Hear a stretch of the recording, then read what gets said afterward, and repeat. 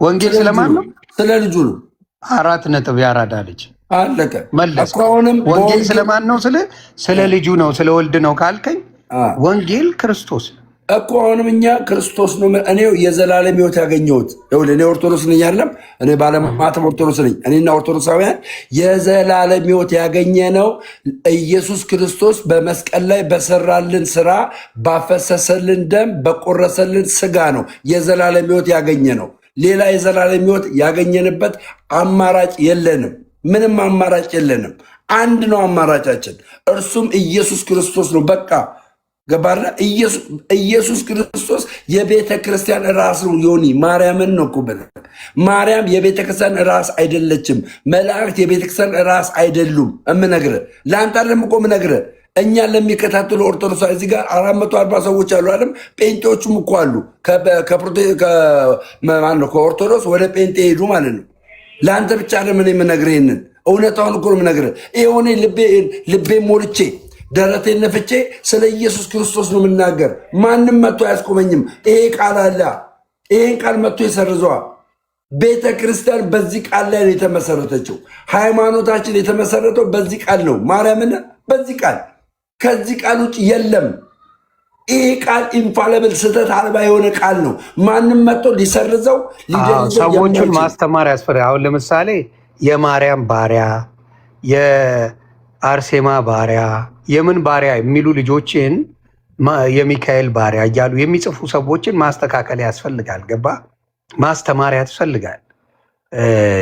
ባርነት የለንም፣ ያለን አገልግሎት ነው። አገልግሎታችንም ለእግዚአብሔር ነው፣ ለአብ ወልድ ለመንፈስ ቅዱስ ነው እና ትምህርቱ መቀጠል ያለበት በአንድያ ልጁ ላይ ባለው ነገር ላይ ነው እና ሞር ፎከስድ መሆን ያስፈልጋል ነው። አሁን ለምሳሌ ትንሽ ቅሬታ አለኝ እኔ። አሁን ሊደብራቸው ይችላል።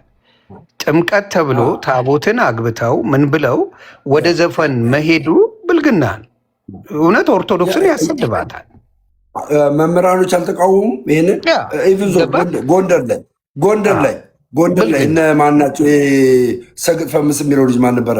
እሱ ያለበት እንግዲህ ታቦታቱ እዛ ጋር ጥምቀት ላይ ታይተው ከዛ ደግሞ ሄደው ኦርቶዶክሳዊ ባልሆነ ነገር ውስጥ ገብተው ዘፈንን ያስጠላል። ገባ? ይሄ አሁን ምንድነው ኦርቶዶክስን ጥያቄ ምልክት ውስጥ ይከታል።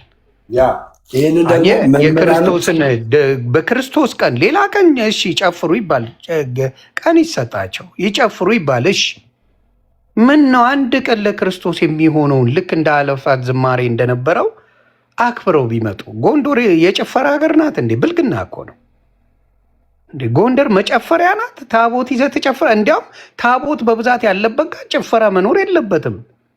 የእግዚአብሔር ታቦት አለ ካላችሁ እንዴት ነው የሚጨፈረው? ብልግና እኮ ነው በእውነት ይሄ ብልግና። ብቻ በአጠቃላይ ምን አለ መሰለህ እኔ የምነግርህ ብቻ በአጠቃላይ ምን አለ መሰለህ። ግን ይህን ቃል ላንብብልህ አንዴ፣ ይህን ቃል ላንብብልህ እዚህ 80 ላይ ያለውን ነው። 80 ላይ የኢትዮጵያ ኦርቶዶክስ ተዋሕዶ ቤተክርስቲያን መጽሐፍ ቅዱስ ላይ ያለውን ነው የምነግርህ። እንደዚህ ይላል። ወደፊት መቅረቱ አይቀርም፣ እስማማለሁ። ወደፊት ይቀራል። ጎንደር ግን በእውነት ኦርቶዶክስን አዋርደሻል። እውነቱን ልንገርሽ ጎንደር ኦርቶዶክስን አዋርዳለች። እኔ እንደዛ ነው የምለው አቋሜ። የጥምቀቱ ጎንደር ሳይሆን ጎንደሮች ጎንደር ላይ ያለው ህዝብ ሰማኝ ጎንደር ላይ እንደዛ ሲያደርግ ስማ በደንብ መስማት ጥሩ ነው። አንዳንዴ ይጠቅማል። የሚጎዳ ነገር እየተናገርኩ አይደለም። ጎንደር ላይ እንደዛ ሲደረግ የጎንደር ህዝብ ወጥቶ መቃወም አለበት። ነው ይሄ ክርስትና ነው እንጂ ጭፈራ አይደለም ብሎ ማስቆም አለበት። አዎ መምህር አንዴ አስገቡልኝ። መምህር በረከትን ጋይዝ ብልግና ነው እንዴ? መምህር በረከትን አስገቧቸው። ይጨፈራል እንዴ? አንድ ቁጥር ጻፉልኝ። መምህር በረከት እንዴ ጎንደር ሃይማኖትን አታሰድብ እንጂ ብልግና እኮ ነው። አይጨፈር። ምን አለ መሰለህ እነዛ ግለሰቦች ግለሰብ ሳይሆን በህዝብ ደረጃ ነው የጨፈረው። ምንድን ነው ግለሰብ አትበለኝ ደሜ፣ ህዝብ ነው የጨፈረው። እሺ ያመለከውስ ምን ታደርገዋለህ? አብሮ ነው አምልኮ። እነሱ እኮ ሲያመልኩ የነበሩ ሰዎች ናቸው እንደገና የጨፈሩት። ይህንማ መቃወም አለብህ ደሜ። ከሞና ኖ አምለ አሁን ለምሳሌ አብረው ሲያመልኩ የነበሩት ወደ ጭፈራው ተቀየሩ። ይሄ ልክ አይደለም። ይህንማ አትደግፍ። አልደግፍም እኮ እኔ ከአንተ ጎን ነኝ። ሪኩዌስት ላኩልኝ። መምህር ሎታለሁ ሪኩዌስት ላኩልኝ። ልክ ነበረ። ሪኩዌስት ላኩልኝ። መምህር ገባ በረከት ጭፈራ ጎንደር መኖር የለበትም። እኔም እቀበላለሁ። የጌታ ቀን አትጨፍሩበት። ጭፈራ ትክክል አይደለም አይደለም። መዝሙር መዘመር ማመስገን እንደ አላፋት ዝማሬ የገና ጊዜ እንደነበረው ድምቀት እንደዛ አስደስታችሁን መልሳችሁ ደግሞ ወደ ጭፈራው መዝቀጡ ጥቅም አለው ብዬ አለ። በረከት አዝመራው የሚለው ነው። ፕራይቬት አካውንት ነው። ለዛ እኮ ነው ሪኩዌስት ላኩልኝ። በቃ መጎተት አይቻልም። ሪኩዌስት ላኩልን። ኦርቶዶክሳውያን የእውነት እዛ ቦታ ላይ በተደረገው ነገር እጅግ ያሳዝናል። ይስተካከላል። ወደፊት አስተካክሉ። ከዚህ በኋላ ምናልባት ይህን ያደርጋሉ ብዬ አላስብም። ቤተክርስቲያኗም መግለጫ መስጠት አለባት። ተግባባን? መግለጫ መስጠት አለባት። ታቦት ከገባ በኋላ ወደ ጭፈራ አይኬድም። እንዲህ በጌታ በኢየሱስ ስም ምን አይነት ድፍረት ነው ይሄ? በፍጹም እሺ፣ መምህር በረከትን አንዴ ሳቡልኝ፣ ወይ ደግሞ መምህር በረከት ቴንኪው መሳይ። እንደዛ ማድረግ በሚቀጥለው ዓመት አደራ። በሚቀጥለው ጨርሶ ዘፈን የሚባል እንዳታመጡ ጨርሳችሁ። መሳይ ክበርልኝ። አዎ በፍጹም ኦርቶዶክስ ዘፈን መገለጫዋ መሆን የለበትም። 4 ነጥብ። እሺ መምህር በረከት ላኩላቸው። ይሄን ቃል አንብብልህ። ይሄን ቃል አንብብልህ። አሁን የምንነጋገረውን ሁሉ የሚያንጽ ቃል ነው። እውነት እንደሆነ ማለት ነው። ስማኝ፣ እንደዚህ ነው የሚለው ኃጢአትን የሚሰራ ሁሉ እርሱ በደልን ደግሞ ያደርጋል። ምን ላይ ነው? አንብብልና እንዴ ምዕራፉን ምኑን ሳጠቅስ ዝም ብለህ ትገባለህ። አንደኛ ዮሐንስ ምዕራፍ 3 ላይ አልኩህ እኮ። አንደኛ ዮሐንስ ምዕራፍ 3 ቁጥር 4 የሰማይ መሰለኝ። አሁን መጡ መሰለኝ መምህር በረከት ቴንኪው። አንደኛ ዮሐንስ ምዕራፍ 3 ቁጥር 4 ላይ እንደዚህ ይላል፣ ኃጢአትን የሚሰራ ሁሉ እርሱ በደልን ደግሞ ያደርጋል። ኃጢአት በደል ናትና እርሱም ኃጢአትን ያስወግድ ዘንድ እንደተገለጠ ታውቃላችሁ። በእርሱም ኃጢአት የለም። በእርሱም የሚኖር ሁሉ ምን አይልም? አይበድልም። የሚበድል ሰው አያውቀውምና ልጆች ሆይ ማንም አያስታችሁ። እርሱ ጻድቅ እንደሆነ ጽድቅን የሚያደርግ ሁሉ ጻድቅ ነው። ኃጢአትን የሚሰራት ከሰይጣን ወገን ነው፣ ጥንቱ ሰይጣን በድሏልና። ስለዚህ የሰይጣንን ስራ ይሽር ዘንድ የእግዚአብሔር ልጅ ተገለጠ። ከእግዚአብሔር የሚወለዱ ሁሉ ኃጢአትን አይሰሩም፣ ዘሩ በእርሱ ይኖራልና ኃጢአትን ሊሰራ አይችልም፣ ከእግዚአብሔር ተወልደዋልና። በዚህም የእግዚአብሔር ልጆች የሰይጣን ልጆች ይታወቃሉና። ጽድቅንም የሚያሰራ ሁሉ ከእግዚአብሔር የተወለደ አይደለም፣ ወንድሙን የማይወድ እንዲሁ ነው። አየህ፣ ቤተ ክርስቲያን በኃጢአት ዙሪያ ላይ ምን ያክል አቋም እንዳላት። አንዳንዶች ግን ቤተክርስቲያን ከኃጢአት ጋር ትተባበራለች ይላሉ። ውሸት። አሁን መምህር በረከት መጥተዋል። አንተ የምትፈልገውን ጥያቄ ጀስት ሪማይንድ እንዲያደርጉልን መጠየቅ ስላለ እኔ የሚዩት አድርጌያለሁ። ሰላም፣ እንዴት አላችሁ? ደሜ ዮኒ፣ ሌላ አካውንት ነበረ ቅድም ለመሳብ እያስቸገረኝ ነበረ። ሁለተኛ አካውንት ስለነበረኝ በዛ መጥቼ ነው።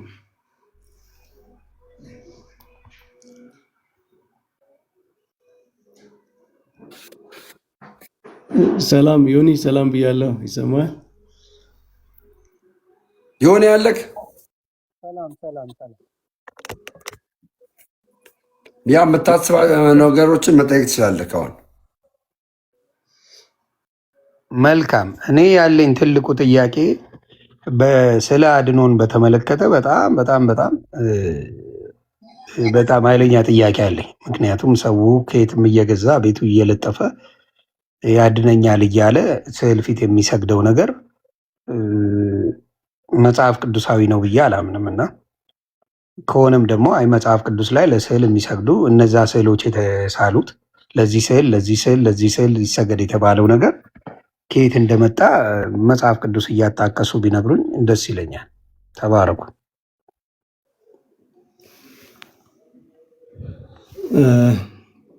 እሺ ዮኒ፣ በመጀመሪያ ቅድም ስታነሱት የነበረው ነገር ይሄ ጎንደር ላይ ያለው ዘፈን ምናምን ይሄንን ሀሳብ መስጠት እፈልጋለሁ። ትክክል አይደለም። በቃ በክርስቶስ በዓል መዘመር እግዚአብሔርን ማመስገን እንጂ ሰማይ እስከሚቀደድ ድረስ አስረሽ ሚጪው ምናምን ዘፈን ምናምን በምንም ታምር ይሄ ጀስቲፋይ የሚደረግ አይደለም። ብዙ መምህራንም እየተቹት ነው፣ እኛም የምንተቸው ነው። በቤተ ክርስቲያን ያው የቅዱስ ያሬድን ዜማ የቤተ ክርስቲያንን መዝሙራት ምናምን የማያውቁ ሰዎች በራሳቸው መንገድ እግዚአብሔርን የሚያመሰግኑበት አለ። ይሄ የታቦት የሚያወርዱበት ዜማ ምናምን እሱ አባቶች ቶለሬት አድርገውታል። ምክንያቱም ሁሉም ሰው ሪስትሪክትድ በሆነ የዜማ ስርዓት እንደ ቅዱስ ያሬድ ሳይማር ያመስግን አይባልም፣ ግን በሚችለው እግዚአብሔርን ያመሰግናል። ከዚያ ውጭ ግን ዝም ብሎ የዘፋኝ ዘፈን እያመጡ ምናምን ይሄ ምንድነው ሰማያዊ የሆነ ነገር ምድራዊ በሆነ ነገር መቀላቀል ትክክል አይደለም። እኔም የምስማማበት አይደለም፣ ሌሎች መምህራንም የሚስማሙበት አይደለም። ይሄን ጀስቲፋይ የሚያደርግ የለምና እዚያ ያሉ መምህራን አሉ። ይሄንን ነገር በደንብ እንትን ማለት አለባቸው። በእውነቱ ቢያንስ ማስቆም ባይችሉ ማወገዝ ግን አለባቸው። ትክክል አይደለም፣ እግዚአብሔርን አመስግኑ ማለት አለባቸው። እንደዛ ነው እኔ የማምነው ማለት ነው በዚህ ጉዳይና ብዙ ሰዎች እየተቹ ነው። ባይዘው ሰሞኑን አይታችሁ ከሆነ ትክክል አይደለም እያሉ እየተቹ ነው። ሁለተኛ ስለ ስዕላት የሆነ ያነሳው ጥያቄ ስዕል በአጠቃላይ መጽሐፍ ቅዱሳዊ አይደለም ወይ ካል እግዚአብሔር ከሁለት ከፍሎ ለይቷል። በኦሪት ዘጸአት ላይ የኪሩብ ስዕል ስለ ኪሩብ የተጻፈ አለ። ያው ደጋግሞ የሚባል ነገር ነው። አሁንም ቢሆን ደግሞ አይከፋም። ይቅርታ መጽሐፉን እያወጣው ስለሆነ ነው። ሁለት ኪሩብ ኦሪት ዘጸአት ምዕራፍ 25 ቁጥር 18 ጀምሮ ሁለት ኪሩብ ከተቀጠቀጠ ወርቅ ስራ በስርየት መክደኛው ላይ በሁለት ወገን ታደርጋቸዋለህ ይላል። ከስርየት መክደኛው ጋር አንዱን ኪሩብ በአንድ ወገን ሁለተኛውን ኪሩብ በሌላ ወገን አድርገህ በአንድ ላይ ትሰራለህ ይላል። ስለዚህ እግዚአብሔር ከኪሩብ የኪሩብ ስዕል በታቦቱ ላይ በጣም ሳክሪድ የሆነው እንግዲህ ከብሉይ ኪዳን ቴምፕል ከብሉይ ኪዳን የሥርዓት አምልኮ በአጠቃላይ ይሄ የመገናኛዋ ድንኳን ተበርናክል የሚባለው በእንግሊዝኛ ማለት ነው። ከዛ ውስጥ በጣም ሰክሪድ የሆነው በጣም ሰዎች ራሱ የማይገቡበት ከሊቀ ካህናት ውጭ ማንም የማይገባበት ቅድስተ ቅዱሳን አለ። እዛ ላይ ታቦቱ አለ። በዓመት አንድ ጊዜ ሊቀ ካህናት የሚገባበት ነው። እዛ ላይ የኪሩቤል ስዕል ኪሩቤል ወደ ተለያየ አቅጣጫ ሆነው ተስለዋል ወይም ተቀርጸዋል ማለት ነው። በሌላ ቦታ ላይ ደግሞ ግን ከፍ ብለን ስናየው ከተቀረጸ ምስል የማንኛውንም ቢሆን አታድርግ ይላል። ደግሞ አሁን እንዴት ነው ይሄን የምናስታርቀው? በሰማይ ያሉ የፍጥረታት ሁሉ የተቀረጸ ምስል ለራስህ አታድርግ፣ አትስገድላቸው ይላል። እዚህ ላይ ደግሞ እግዚአብሔር የኪሩቤልን ምስል ቅረጽ ይላል። ስለዚህ ስዕል የተከለከለበት በብሉይ ኪዳን ስዕል የተከለከለበት አስፔክት አለው ማለት ነው። እሱ ምንድነው? ስዕል ወይም የሆነ ቅርጽ ቀርጸህ እሱን አምላክ ብለህ ካመለክ ነው። ይሄ ተከልክሏል። በቃ በብሉይ ኪዳንም በአዲስ ኪዳንም ስዕሉን እንደ ጣዖት አቁሞ አንድ ሰው የፈጠረኝ ይሄ ነው ብሎ ቢሰግድ ይሄ ስህተት ነው። የኪሩቤልን ስዕል ምስል ግን ቅረጽ የተባለው ለምንድን ነው? ፕሮፐር በሆነ መንገድ አግባባዊ በሆነ መንገድ አይናችን ራሱ በስርዓተ አምልኮ ማየት የሚፈልገው ነገር አለ። የመላእክት ፕሬዘንስ አለ አይደል? በብሉይ ኪዳን ውስጥ መላእክት ያገለግሉ ነበረ።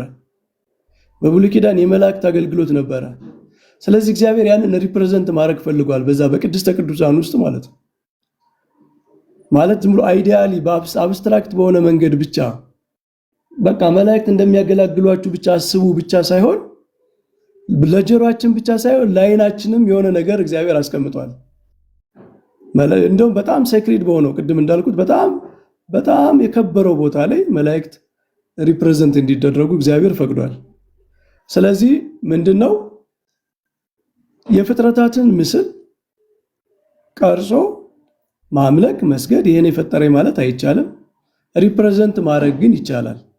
ሪፕሬዘንት ስታደርግ ምንድነው ልዩነቱ? ሁል ጊዜ አሁን እነዚያ ሁለቱን ኪሩብ በብሉይ ኪዳን በታቦቱ ላይ የተቀረጹትን ሁለቱን ኪሩብ አንድ ሰው ሲያይ ኦሬዲ የሚያያቸው ከብሉይ ኪዳን ሪቬሌሽን አንጻር ነው። በብረት ተቀርጸው በወርቅ ተቀርጸው ስላያቸው መላእክት ከወርቅ የተሰሩ ናቸው ብሎ አያስብም።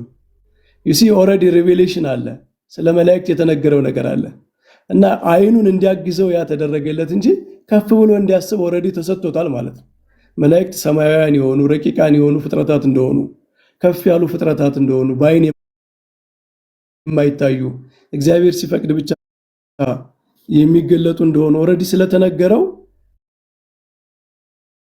በዚያ ኮንቴክስት ሆኖ ካያቸው አይሳሳትም። ነገር ግን ከዚህ ከሬቬሌሽኑ ውጭ በመጽሐፍት ከተነገረው ውጭ ነው እየቀረጸ ቢል ያ ማቴሪያል የሆነው ነገር እንደፈጠረው ሊያስብ ይችላል። ያ ተከልክሏል። ስለዚህ ስዕላት ሙሉ በሙሉ በቃ በስርዓት አምልኮ የማያስፈልጉ ነገሮች ቢሆኑ ኖሮ እግዚአብሔር ይህንንም በር መክፈት የለበትም ነበር። የኪሩቤል ምስል በታቦቱ ላይ ከቶ መፍቀድ የለበትም ነበር ማለት ነው። ስለዚህ የተከለከለው በሆነ አስፔክት ነው። እሱ ምንድነው? በቃ ከዚያ ያለፈ ኢማጂኔሽን የሌለው ሰማያዊ ወደሆነው ነገር የማያልፍ በዚያው በምስሉ ላይ ብቻ የሚቀር አይነት እሳቤ ካለው እሱ ጣዖት አምልኮ ነው። ስዕላት ግን ሰፖርት ነው የሚያደርጉ፣ እርዳታ ነው። ምንድነው? የሰው ልጅ ማቴሪያልም የሆነ ነው ማለት ስፒሪቹዋል ብቻ አይደለም። ሰው በተፈጥሮ የሚያየው ለአይኑ አፒል የሚያደርግ ነገር ይፈልጋል። ለጆሮው፣ ለሚሰማው፣ ለሚያስበው ለአይምሮ ብቻ ሳይሆን ለስሜት ሕዋሳቱ ሁሉ። በብሉይ ኪዳን ሁሉም ነገር ነው የተሰማው። የወንጌልን ነገር ሰዎች እንዲያዩት በአይናቸው አይተው እንዲረዱት ፐርሲቭ እንዲያደርጉ ምንድነው የቪዥዋላይዜሽን እንዲኖር ያደርጋል። ግን ቬነሬት ማድረጉ ነው ችግር ይላሉ። ግን እሺ ያንን አይተው ነፍሳቸው ሙቭ ስታደርግ ምንጊዜም የሃይማኖት መጨረሻው በነፍስ ሙቭ ተደርጎ ራስን ሰብሚት ማድረግ ለእግዚአብሔር ማስገዛት ነው። ነፍሳቸው ሙቭ ስታደርግ ታዲያ ከስዕሉ በተቃራኒ ዙረው ነው የሚሰግዱት። ዩሲ ስዕሉ ነፍሳቸውን ሙቭ እንዲያደርጉ አገዛቸው። ከዛ ወደ ስዕሉ መስገድ ጣዖት አምልኮ እንዳይሆንብኝ ብለው በስዕሉ ተቃራኒ ሊሰግዱ ነው። ምን ሊያደርጉ ነው? እና ቬኔሬሽን ስዕል ካለ ግዴታ ይኖራል። ቬኔሬሽን የማይኖርበት ሁኔታ አይኖርም ማለት ነው። ይሄ የሰው ልጅ ሪያሊቲ መካር ነው የሚሆነው። በብሉይ ኪዳንም ሰዎች የኪሩቤልን ስዕል ሲያዩ ሙቭ መደረጋቸው አይቀርም። አሁን በግልጽ ቬኔሬት ያደርጋሉ። መላእክትን ሲያዩ ይሰግዱ ነበረ፣ ያው የታወቀ ነው። ግን የኪሩቤልን ምስል ሊቀ ካህናቱ ሲያይ ሙቭ አይደረግም ማለት መላእክት በእግዚአብሔር ዘንድ ያላቸውን አገልግሎት ክብራቸውን ምናምን አይቶ ሙቭ አይደረግም? ይደረጋል። ስለዚህ ቬኔሬሽን ከነፍስ የሚጀምር ነው፣ ሙቭመንት ነው፣ የነፍስ ሙቭመንት ነው። ስዕላት ደግሞ ግዴታ ከዚያ ሪያሊቲ ጋር ፌስ እንድታረግ ያደርገዋል። ስለዚህ ሙቭመንቱ ይኖራል። በጣም ናቹራል የሆነ ነገር ነው። ግን አምልኮ አይደለም። አንደኛ አምልኮ አይደለም፣ ሁለተኛ ከስዕላቱ ላይ የሚቆም አይደለም። አሁን የኛ ቲዮሎጂ ምንድነው? ስዕላቱ ሳፖርት ነው የሚያደርጉ ለቪዥዋላይዜሽን እንጂ እኛ ለምሳሌ የአቡነ ተክለ ሃይማኖትን ስዕል እዚህ ላይ ብናይ አቡነ ተክለ ሃይማኖት አሁን በሰማይ ባሉበት ክብር እያሰብን እንጂ ቬነሬት የምናደርግ በስዕሉ ላይ በተገለጸው ደረጃ ላይ ብቻ አይደለም፣ ከዚያ ያልፋል ማለት ነው። የክርስቶስንም የሌሎችንም ብናይ በስዕሉ ላይ የሚያልቅ በዛ የሚወሰን እንትን አይደለም። ስዕሉ ሳፖርት ነው የሚያደርግ ለቪዥዋላይዜሽን ሳፖርት እንጂ ሳፖርት ነው። ምክንያቱም የሰው ልጅ ቅድም እንዳልነው ስፒሪት ብቻ አይደለም፣ ማቴሪያል የሆነ ሴንስ ያለውም ስለሆነ ደግሞ በስርዓት አምልኮ ሁሉም ሴንስ ኢንቮልቭ ማድረግ አለበት። ይሄ ፕላቶኒዝም እንዳይሆን ማቴሪያል የሆነውን ነገር ተፈጥሮ ሆኖ መካድ እንዳይሆን ስፒሪት ራስን ስፒሪት ብቻ አድርጎ የማሰብ እንዳይሆን ሰፖርት ነው የሚያደርጉት እንጂ ከዛ ያለፈ ሪያሊቲ ነው። ግን የሆነ መልሽ የልከዋል በተወሰነ መልኩ አዎ። እኔ የምጠይቀው አሁን ለምሳሌ ምንድነው ስዕለ አድኖ ነው ከነስሙ ስዕለ አድኖ ማለት ስዕል ያድናል ማለት ነው። እርሶ እያሉኝ ያለው ምንድነው ስዕሉ እንደ እንትን ሞቲቬት እንዲያደርገን ሌላ ነገር እያሰብን የምናደርገው ነገር ነው ብለው እየነገሩኝ ነው። ወይ ደግሞ ስዕለ አድኖ ማለት ስዕሉ ያድናል ተብሎ ቴክኒካሊ የብዙ ቅዱሳንን ስዕል እንስላለን ከምን የመጣ ነው የሚለው እንግዲህ ቴዎሎጂካል እንትን ባይዘወይ ምንድነው መጽሐፍ ቅዱስ የሆነ ምንጭ ነው የሚሆነው ማለት ለቴዎሎጂ ለአንድ ቴዎሎጂካል ፐርስፔክቲቭ አንድ ነገር ምንጭ የሆነና ከዛ ግን ዲቨሎፕ ያደርጋል። ለምሳሌ በብሉይ ኪዳን ኪሩቤል ብቻ ናቸው ሪፕሬዘንት የተደረጉት አልን። ሄቨንሊ ሪያሊቲው በብሉይ ኪዳን የሚገልጠው እሱን ነው። ምክንያቱም የሰው ልጅ በዛ ደረጃ በመላእክት ደረጃ ከእግዚአብሔር ጋር ህብረት የነበረበት ዘመን አልነበረም። በብሉይ ኪዳን እግዚአብሔርና መላእክት አንድ ወገን ናቸው፣ ሰማያውያን ናቸው። የሰው ልጅ ደግሞ እንደምታውቀው በጣም ታላላቁ ቅዱሳን ሳይቀሩ ጻድቃን የነበሩትና አብርሃም ምናምን ሳይቀሩ እነሱ በእግዚአብሔር ረድኤትን ቢጠበቁ በሲኦል ውስጥ የነበሩበት ዘመን ነው። ስለዚህ የእግዚአብሔርን ክብር በሚገልጠው ሰማያዊ ነገር ውስጥ የሰው ልጆች ሪፕሬዘንት አልተደረጉም። ኦልሬዲ ሰማያዊው ህብረት በመላእክት ደረጃ ያለ ስለነበረ ማለት ነው።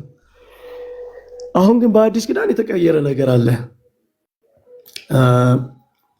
የሰው ልጆች ኦልሞስት በመላእክት ደረጃ ከእግዚአብሔር ጋር ህብረት ጀምረዋል በአዲስ ኪዳን በክርስቶስ ማዳን ምክንያት ማለት ነው።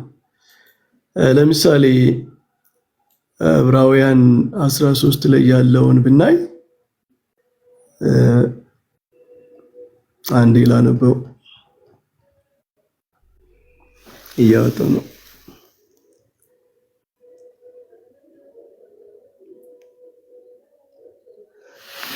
ዕብራውያን ምዕራፍ 12 ቁጥር 22 ላይ አሁን የጽዮንን ተራራ ነው የሚያስበው ለእስራኤል የተሰጠውን የሙሴ ሕግ በሚያስፈራ ሁኔታ ተሰጣቸው ምናምን ይልና እንግዲህ በዛ ውስጥ የመላእክት እንትን ነበር፣ አገልግሎት ነበረ። የኪሩቤሉም መቀረጽ የሚያመለክተው ያን የመላእክት አገልግሎት ነው በብሉይ ኪዳን ማለት ነው። አሁን ግን ይላል ቅዱስ ጳውሎስ የተቀየረውን ነገር አስተውሉ።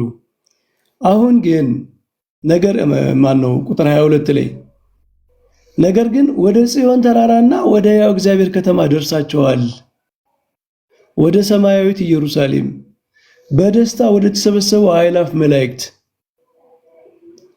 ይሁን ጽዮን ተራራ ላይ መላእክት ነበሩ።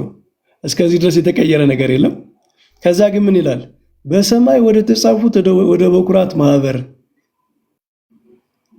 የሁሉ ዳኛ ወደሚሆን ወደ እግዚአብሔር ፍጹማን ወደሆኑ ወደ ጻድቃን መንፈሶች የአዲስ ኪዳን መካከለኛ ወደሚሆን ወደ ኢየሱስ ከአቤል ደም ይልቅ የሚሻለውን ወደሚናገር ወደ መርጨት ደም ደርሳቸዋል ይላል። አሁን ይሁን እዚህ ጋር አስተውል። የጽዮን ተራራ በፊት በእስራኤል ዘንድ እግዚአብሔርና መላእክት በአንድ ወገኑ ነው። ወደ ሰው ልጆች ያለው አገልግሎት እንደዛ ነው፣ በመላእክት በኩል በእግዚአብሔር በኩል። አሁን ግን ቅዱስ ጳውሎስ የደረስንበት ሌላ ሪያሊቲ እንዳለ ይነግረናል። የተቀየረ ነገር አለ። ምን ጨመረ? ወደ ጽዮን ተራራ፣ ወደ እግዚአብሔር ከተማ፣ ወደ ሰማያዊት ኢየሩሳሌም፣ ወደ አእላፍ መላእክት ብሎ አላቆመም። ወደ በኩራት ማህበር ሰዎች ናቸው። እነዚህ ቅዱሳን ናቸው። በክርስቶስ ማዳን እንደ መላእክት በእግዚአብሔር ዘንድ ያሉ የሁሉ ዳኛ ወደሚሆን ወደ እግዚአብሔር ወደ ጻድቃን መንፈሶች ይላል። በብሉይ ኪዳን እንደዚህ ብለህ መናገር አችልም። በአዲስ ኪዳን ግን ይሄ ተቀይሯል። ስለዚህ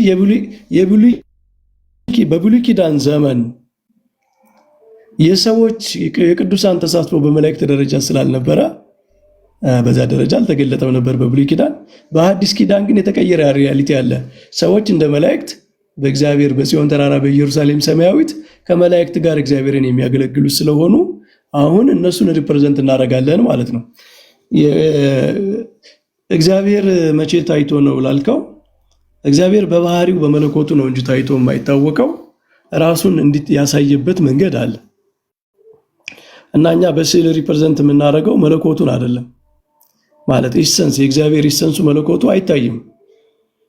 ማየትም አይቻልም፣ ሪፕሬዘንት ማድረግም አይቻልም። ግን እግዚአብሔር በመለኮቱ ስለማይታይ የማይታይ ስለሆነ ምንም ሳይታይ አይደለም የኖረው፣ ራሱን ለሰዎች በሚገባው መንገድ ገልጿል። ለምሳሌ በትንቢተ ዳንኤል ምዕራፍ 7 ላይ ትንቢተ ዳንኤል ምዕራፍ 7 ቁጥር 13 ላይ ስታነብ በሌሊት ራእይ ያየው ይላል ዳንኤል። እነሆም የሰው ልጅ የሚመስል ከሰማይ ደመና ጋር መጣ ይላል። በዘመናት ወደ ሸመገለውም ደረሰ፣ ወደፊቱም አቀረቡት። እዚህ ጋር ሁለት ታያለህ። አንደኛ የሰው ልጅ የሚመስል ከሰማይ ደመና መጣ ይላል። ከዛ በዘመናት ወደ ሸመገለው ማደረሱት ይላል። ወደፊቱም አቀረቡት ይላል። አየያ የዘመናት የተሸመገለው የተባለው አብ ነው እና ለሰዎች በሽማግሌ መልክ በራእዩ ታይቷል ማለት ነው። ወደፊቱም አቀረቡት ይላል። የማይታይ የሆነ ነገር እንደሆነ እንዳይመስል ወደፊቱም አቀረቡት ይላል። ሁለተኛ ለአብርሃም የተገለጡት ሥላሴ እንደተገለጡ በቤተ ክርስቲያናችን ትርጓሜ አለ። ይሄ ባይዘው በክርስትናው ዓለም ሁለት ዲቪዥን አለ። ለአብርሃም የተገለጠው እግዚአብሔርና ሁለት መላእክት ናቸው ወይስ ሥላሴ ናቸው የሚልኛ የሶሪያ ምናምን የተወሰኑ አብያተ ክርስቲያናት የምንቀበለው ትርጓሜ ሥላሴ ናቸው የተገለጡት ለአብርሃም የሚል ስለሆነ እሱም አለ። ስለዚህ እግዚአብሔር ለሰው እንደሚገባ ራሱን የገለጠበት መንገድ አለ፣ በመለኮቱ ባይገለጥም ማለት ነው። በትንቢተ ኢሳይያስም ላይ እንደዚሁ እግዚአብሔርን በረጅም ተራራ አየሁት ይላል። ትንቢተ ኢሳይያስ ምዕራፍ 6 ላይ ማለት ነው። እግዚአብሔርን በረጅምና ከፍ ባለ ዙፋን ላይ ተቀምጦ አየሁት ይላል። እግዚአብሔር እንዴት ይታያል ልትለው አትችልም። ኢሳይያስን ያየውን አይቷል። እግዚአብሔር ኢሳይያስ እንዲያየው በሚፈልገው መንገድ ገልጾለታል። እንደውም የልብሱ ዘርፍ መቅደሱን ሞልቶ ነበር ይላል። አሁን እግዚአብሔር ልብስ ይለብሳል እንዴ? ማለት እንደዚህ እኛ እንደምናስበው አይነት ልብስ አይደለም። ግን ለኢሳይያስ እግዚአብሔር ራሱን የገለጠበት መንገድ ነው። ስለዚህ እኛ እግዚአብሔር ለሰዎች ራሱን በሰው አምሳል ለሰዎች ስለገለጠ እንጂ የእግዚአብሔርን ኢሰንሱን መለኮቱን የማይታይ ነው የማይገለጥ ነው። እና እነዚህ የብሉይ ኪዳን መገለጦች አሉ ለማለት ነው። ይሁን ስለ አድኖ ያልከው ደግሞ ኮመንት አታጥፋ ደሜ፣ ሰው ሀሳብ ይስጥበት እንጂ ምን ችግር አለው? ቴንሽን ስለማውቀው ሶሻል ሚዲያን ሰው የሆነ ነገር ካልተነፈሰ ጥሎ ነው የሚሄደው። ባህሪያችን ነው የሰው ልጅ ባህሪ። ልክ ነው። ባህሪያችንንማ አትውሰድብን። ሀሳብ ይስጡ፣ ይነጋገሩ፣ ምን ይበሉ፣ ምንም ችግር የለውም። ትንቢተ ኢሳይያስ ስንት ላይ ነው እሱ? ምዕራፍ 6 ላይ ምዕራፍ 6 ላይ በደንብ አድርጌ ላነበው። ምዕራፍ 6 ቁጥር ስንት ላይ? ትንቢተ ኢሳይያስ ምዕራፍ 6 ቁጥር 1። ኦኬ፣ በጣም ሌሎቻችሁ እስኪ እንድታውቁት ምዕራፍ 6 ቁጥር 1 ምን ይላል? ንጉሥ ዖዝያን በሞተበት ዓመት እግዚአብሔር በረጅምና ከፍ ባለ ዙፋን ላይ ተቀምጦ አየሁት።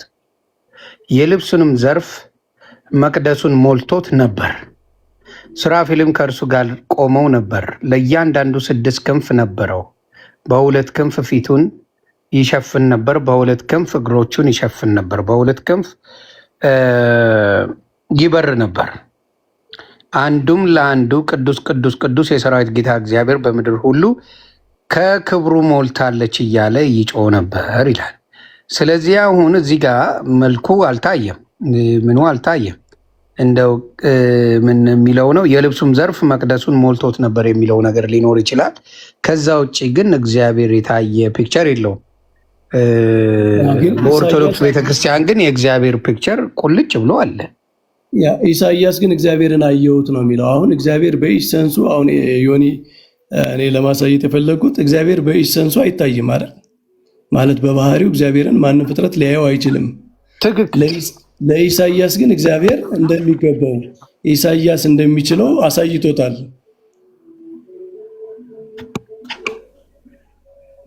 እና እኛም አሁን በእግዚአብሔርን ስንስል ኢሰንሱ የእግዚአብሔር ባህሪው በዚህ መንገድ ነው የሚገለጥ እያልን ሳይሆን ለነቢያት ባሳየበት መንገድ ነው። አሁን የልብሱ ዘርፍ መቅደሱን ሞልቶት ነበር ሲል ከሰው ውጭ ምን ምስል ልትስል ትችላለህ? ልብስ የሚለብስ እግዚአብሔር በሰው መልክ ነው ራሱን የገለጠው ማለት ነው። ለአብርሃም ራሱ ሲገልጥ የአብርሃም ታሪክ ስንት ነው? ኦሪት ዘፍጥረት ምዕራፍ ስንት ላይ ነው? 17 ምዕራፍ። ኦኬ ለአብርሃም 3 ሰዎች ታዩት ነው የሚለው ዮኒ። ከዚያ ውስጥ ግን አንዱ እግዚአብሔር እንደሆነ እርግጠኛ ነው። ግን መጽሐፉ የሚለው ለአብርሃም 3 ሰዎች ታዩት ነው የሚለው። ስለዚህ ምዕራፍ 18 ላይ እሺ ኦሪት ዘፍጥረት ምዕራፍ 18 ላይ ቁጥር 1 ላይ በቀትርም ጊዜ እርሱ በድንኳኑ ደጆፍ ተቀምጦ ሳለ እግዚአብሔር በመምሬ የአድባር ዛፍ ተገለጠለት ነው የሚለው። እግዚአብሔር ነው የተገለጠለት። ዓይኑንም አነሳና እነሆ 3 ሰዎች በፊቱ ቆመው አየ ነው የሚለው ዮኒ። አሁን ሁለቱ መላእክት ቁጥር 19 ላይ ሁለቱ መላእክት ብሎ ስለሚጀምር እነዚህ ሁለቱ መላእክት ናቸው እግዚአብሔር አይደሉም የሚል ክርክር የሚያነሱ አሉ። አንዱ ግን እግዚአብሔር እንደሆነ እርግጠኛ ነው። እና 3 ሰዎች ነው የሚል ግን ለአብርሃም የተገለጠለት በሰው አምሳል ነው። ስለዚህ እግዚአብሔር ራሱን ለፍጥረት ራሱን ምንድነው ኮንዲሴንት አድርጎ ማለት ነው። ማለት በሚገባው በባህሪው ልክ ሳይሆን ሰዎች እንዲያዩት ፈቅዶ ራሱን ከገለጠ እውነት ለመናገር ከሰው የከበረ ምን ፍጥረት አለ ራሱን ሊገልጥበት የሚችለው? ማለት ከሰው ውጭ በሌላ መንገድ ቢገልጥ ሰው ነው በእግዚአብሔር አርአያና ምሳሌ የተፈጠረ። ነገራችን ላይ በጣም የከበረ ፍጥረት ሰው ነው። ራሱን ከሰው የተሻለ በምን መንገድ ይገልጣል? በመላእክት እንዳንል መላእክት አይታዩም፣ ረቂቅ ናቸው። ስለዚህ እግዚአብሔር እንዲታዩ ነው ራሱን መግለጽ ካስፈለገው በሰው አምሳል ራሱን ከመግለጥ የተሻለ የለም። በብሉይ ኪዳንም እግዚአብሔር ለሰዎች ታይቷል፣ ራሱን ገልጧል። የማይታየው አምላክ እንዲታይ ራሱን ፈቅዶ በሚችሉት መንገድ ራሱን አሳይቷቸዋል። ካል ያሳያቸው በሰው መልክ እንደሆኑ የአብርሃምን ታሪክ የራእይ ላይ ያለውም ሁሉም ያንን ነው የሚያሳዩት።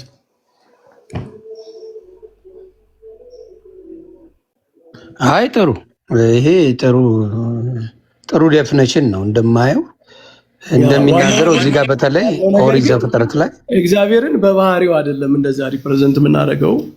ማለት እንደዚህ በሰው ጠባብ ደረት ጠባብ ቁመት ምንድነው አጭር ቁመት ጠባብ ደረት ያለው የሰው ልጅ አይነት ስቴቸር ቅርጽ ምናምን በዛ መንገድ እግዚአብሔር ታየ ማለት ያው ቴዎሎጂካሊ ማሰብ አለበት። እግዚአብሔር ግን እንዲያ ነው ማለት አይደለም። ከዚያ ያለፈ ነገር መሆኑን ደግሞ እናስባለን ማለት ነው። ትንቢተ ዳንኤል 79ም ቆንጆ ልናገሩ ነበር። ትንቢተ ዳንኤል 79 ራሱ ይህንን ሪፕሬዘንት የሚያደርግበትንም ሀሳብ ይናገራል። ትንቢተ ዳንኤል ዙፋኖቹ እስኪዘረጉ ድረስ አየው፣ በዘመናትም የሸመገለውም ተቀመጠ፣ ልብሱም እንደ በረዶ ነጭ፣ የራሱን ፀጉር እንደ ጥሩ ጥጥ ነበር ይላል። ያው ራስ ፀጉር ምናምን ካልክ ሰው ነው የሰው ምስል ነው ማለት ነው። አዎ እንዴ ራስ ፀጉር እያለ ሌላማ ልል አልችልም። ያ እና ምንድነው ኢቭን የኛ ስዕላት ከዚህ ኢንስፓየርድ እንደሆኑ የምታውቀው ይሆን? ምንድነው የስላሴ ስዕል አይተህ ከሆነ ልብሳቸው መቅደሱን ሞልቶ ነው የሚሳለው። አዎ ያንን ከዚህ ከብሉይ ኪዳን ኢንስፓይሬሽን እንዳለው ለማሳየት ነው። ይሄ ስዕል አድኖ ምናምን የሚባለው ግን እሱን እስቲ በተለምዶ ምን መሰለህ ዮኒ፣ በተለምዶ አይደለም፣ ያው ሪያሊቲ ነው። ስዕላት የሆነ ተአምራት ይፈጽማሉ ማለት በስዕላት በኩል የሚሰሩ በክርስትና ታሪክ የሚሰሩ ነገሮች አሉ እና ይሄ ደግሞ መጽሐፍ ቅዱሳዊ ነው። ለምን መሰለህ? ለምሳሌ የቅዱስ ጳውሎስ ልብሱን ሰዎች ነክተው ድነዋል አይደል? የሐዋርያትን ልብስ ነክተው ድነዋል። ልብሱ ምንድነው? የሚያድን ነገር የለውም። ልብሱ በተፈጥሮ የሚያድን ነገር የለውም። የሚያድን ነገር ልብሱ ያገኘው ከቅዱስ ጳውሎስና ከሐዋርያቱ ነው። ከነሱ ጋር ኮንታክት ስላለው ማለት ነው። እና ስዕላቱ በተፈጥሯቸው በባህሪያቸው ማቴሪያሉ ያድናል ምናምን ሳይሆን የሆነ ቅዱስ ሪፕሬዘንት ስለተደረገበት ከዚያ የተነሳ የሆነ ግሬስ ኮሚኒኬት ያደርጋል። ሰዎች በስጋም በነፍስም ግሬስ እንዲያገኙ ምክንያት ይሆናል ለማለት ነው። እንግዲህ ቅዱስ ጳውሎስ አንድ ሰው አሁን በመጽሐፍ ቅዱስ አርጊውመንት የቅዱስ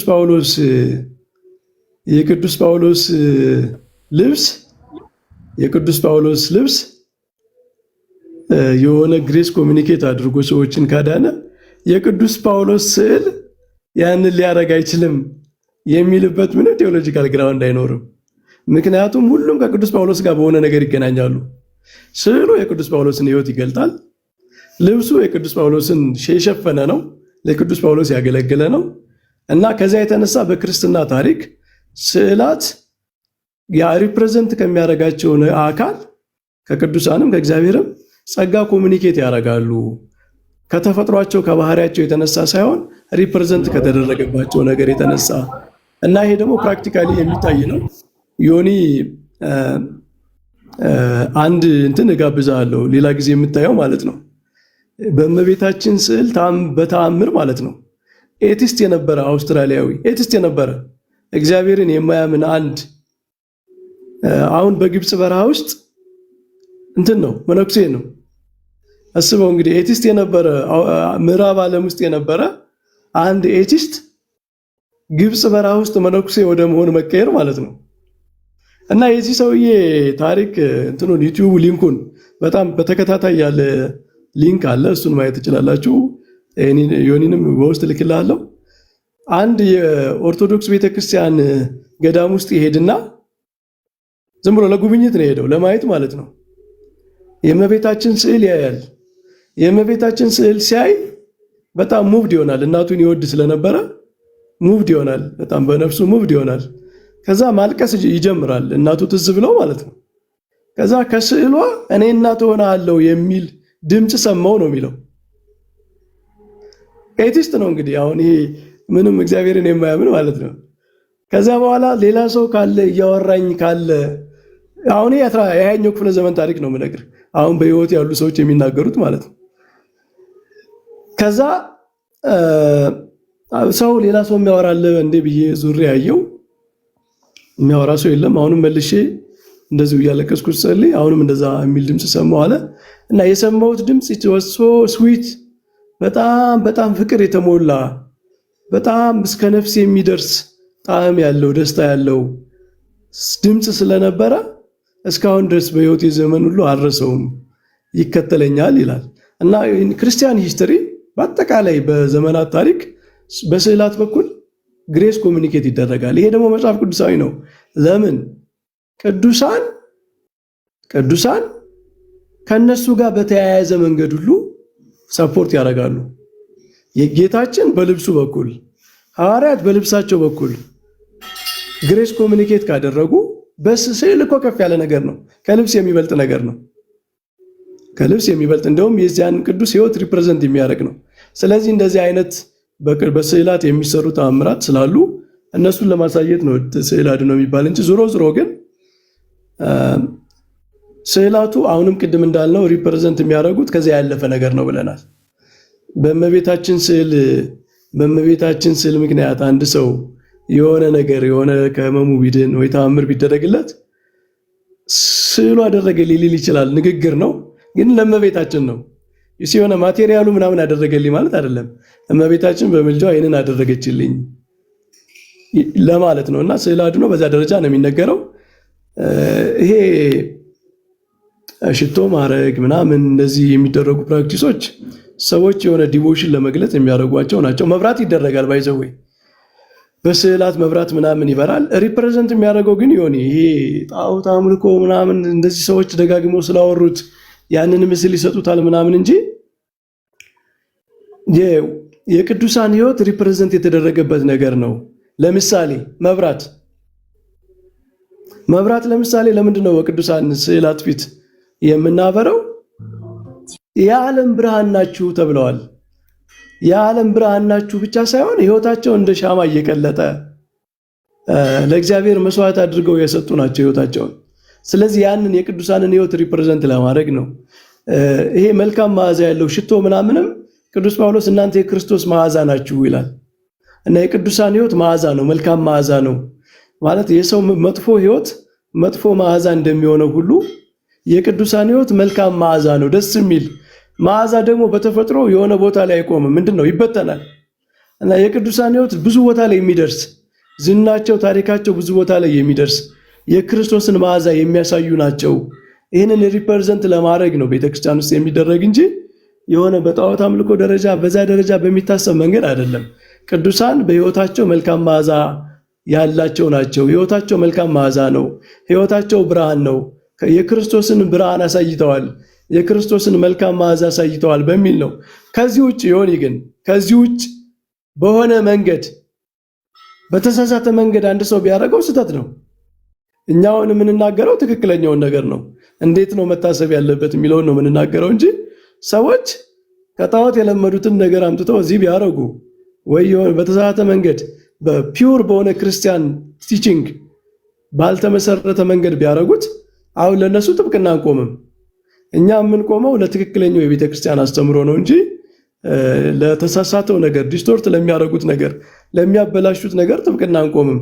ቀደም ጎንደር ላይ ሲደረግ የነበረውን ነገር እንዳወገዝ ነው በተሳሳተ መንገድ እንደዛ ፕራክቲስ የሚያደርጉ ሰዎች ካሉ እሱንም አብረን እናወግዛለን።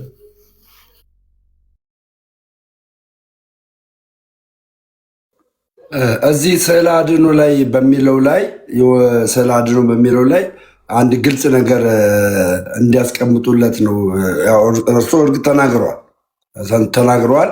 ግን ስዕለ አድኖ ሲል ለእኛ ስዕላት የዘላለም ሕይወት እንዳልሰጡም በዛው እንዲናገሩና የአምልኮ ስግደትም ስዕላት የአምልኮ ስግደትም እንደማይገባቸው በዛው እንዲነግሩት ይሁን መምህር።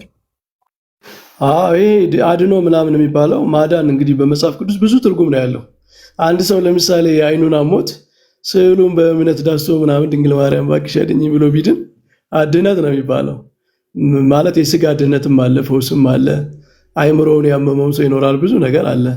ግን ይሄ የዘላለም ሕይወት የሚባለው መዳን ሰው በክርስቶስ ሳያምን የሚያገኘው አይደለም። ማለት ስዕላትን ሰግደህ በክርስቶስ ሳታምን ትድናለህ የሚል ትምህርት ቤተክርስቲያን ውስጥ የለም። እንደዚህ አይነት ትምህርት ካለ አብረን ነው የምናወግዘው። ይሁን አንተ እንደምታወግዘው እንደምትቃወመው እኛም ነው የምንቃወመው። ሰው በክርስቶስ አምኖ በማዳን ስራው አምኖ ተጠምቆ የክርስቶስን ስጋና ደም ተቀብሎ ነው እንጂ የሚድነው ስዕል ቬኔሬት ስላደረገ ይድናል የሚል ትምህርት የለም። እነዛ ከትልቁ ድነት ውስጥ ያሉ የቅዱሳንን ንብረት የሚገልጹ ቅዱሳን በሰማይና በምድር ያሉ ቅዱሳን እንደሚገናኙ ኮሚኒኬሽን እንዳላቸው ሰፖርት እንደሚደራረጉ በጸሎትም በምልጃም በተአምራትም ሰፖርት እንደሚደራረጉ የክርስቶስ አካል የተነጣጠለች ሳትሆን በሰማይም በምድርም ያሉ ህብረት ያላቸው መሆኑን የሚገልጽ እንጂ መዳን በክርስቶስ ነው። በክርስቶስ በማመን ክርስቶስ ያስተማረውን ትምህርት በማመን በእሱ ትምህርት በመኖር ነው የሚዳነው። ከዚህ ውጭ ያለ ትምህርት ቤተክርስቲያን የላትም። እንደዚህ የሚያስተምሩ ሰዎችም ካሉ አብረን ነው የምንቃወመው።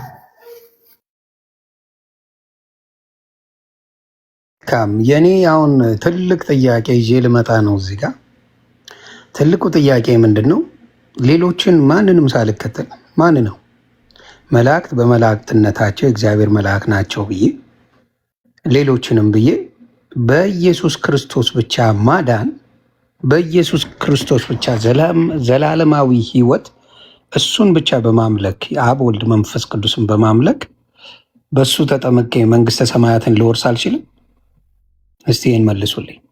ስዕሎቹ ጋር ምኖቹ ጋር ምኑም ጋር ሳልገባ ኢየሱስ ክርስቶስን የእግዚአብሔርን ልጅ በማምለክ በሱ መዳን በሱ ብቻ አድርጌ ልገባ ብፈልግ አልችልም?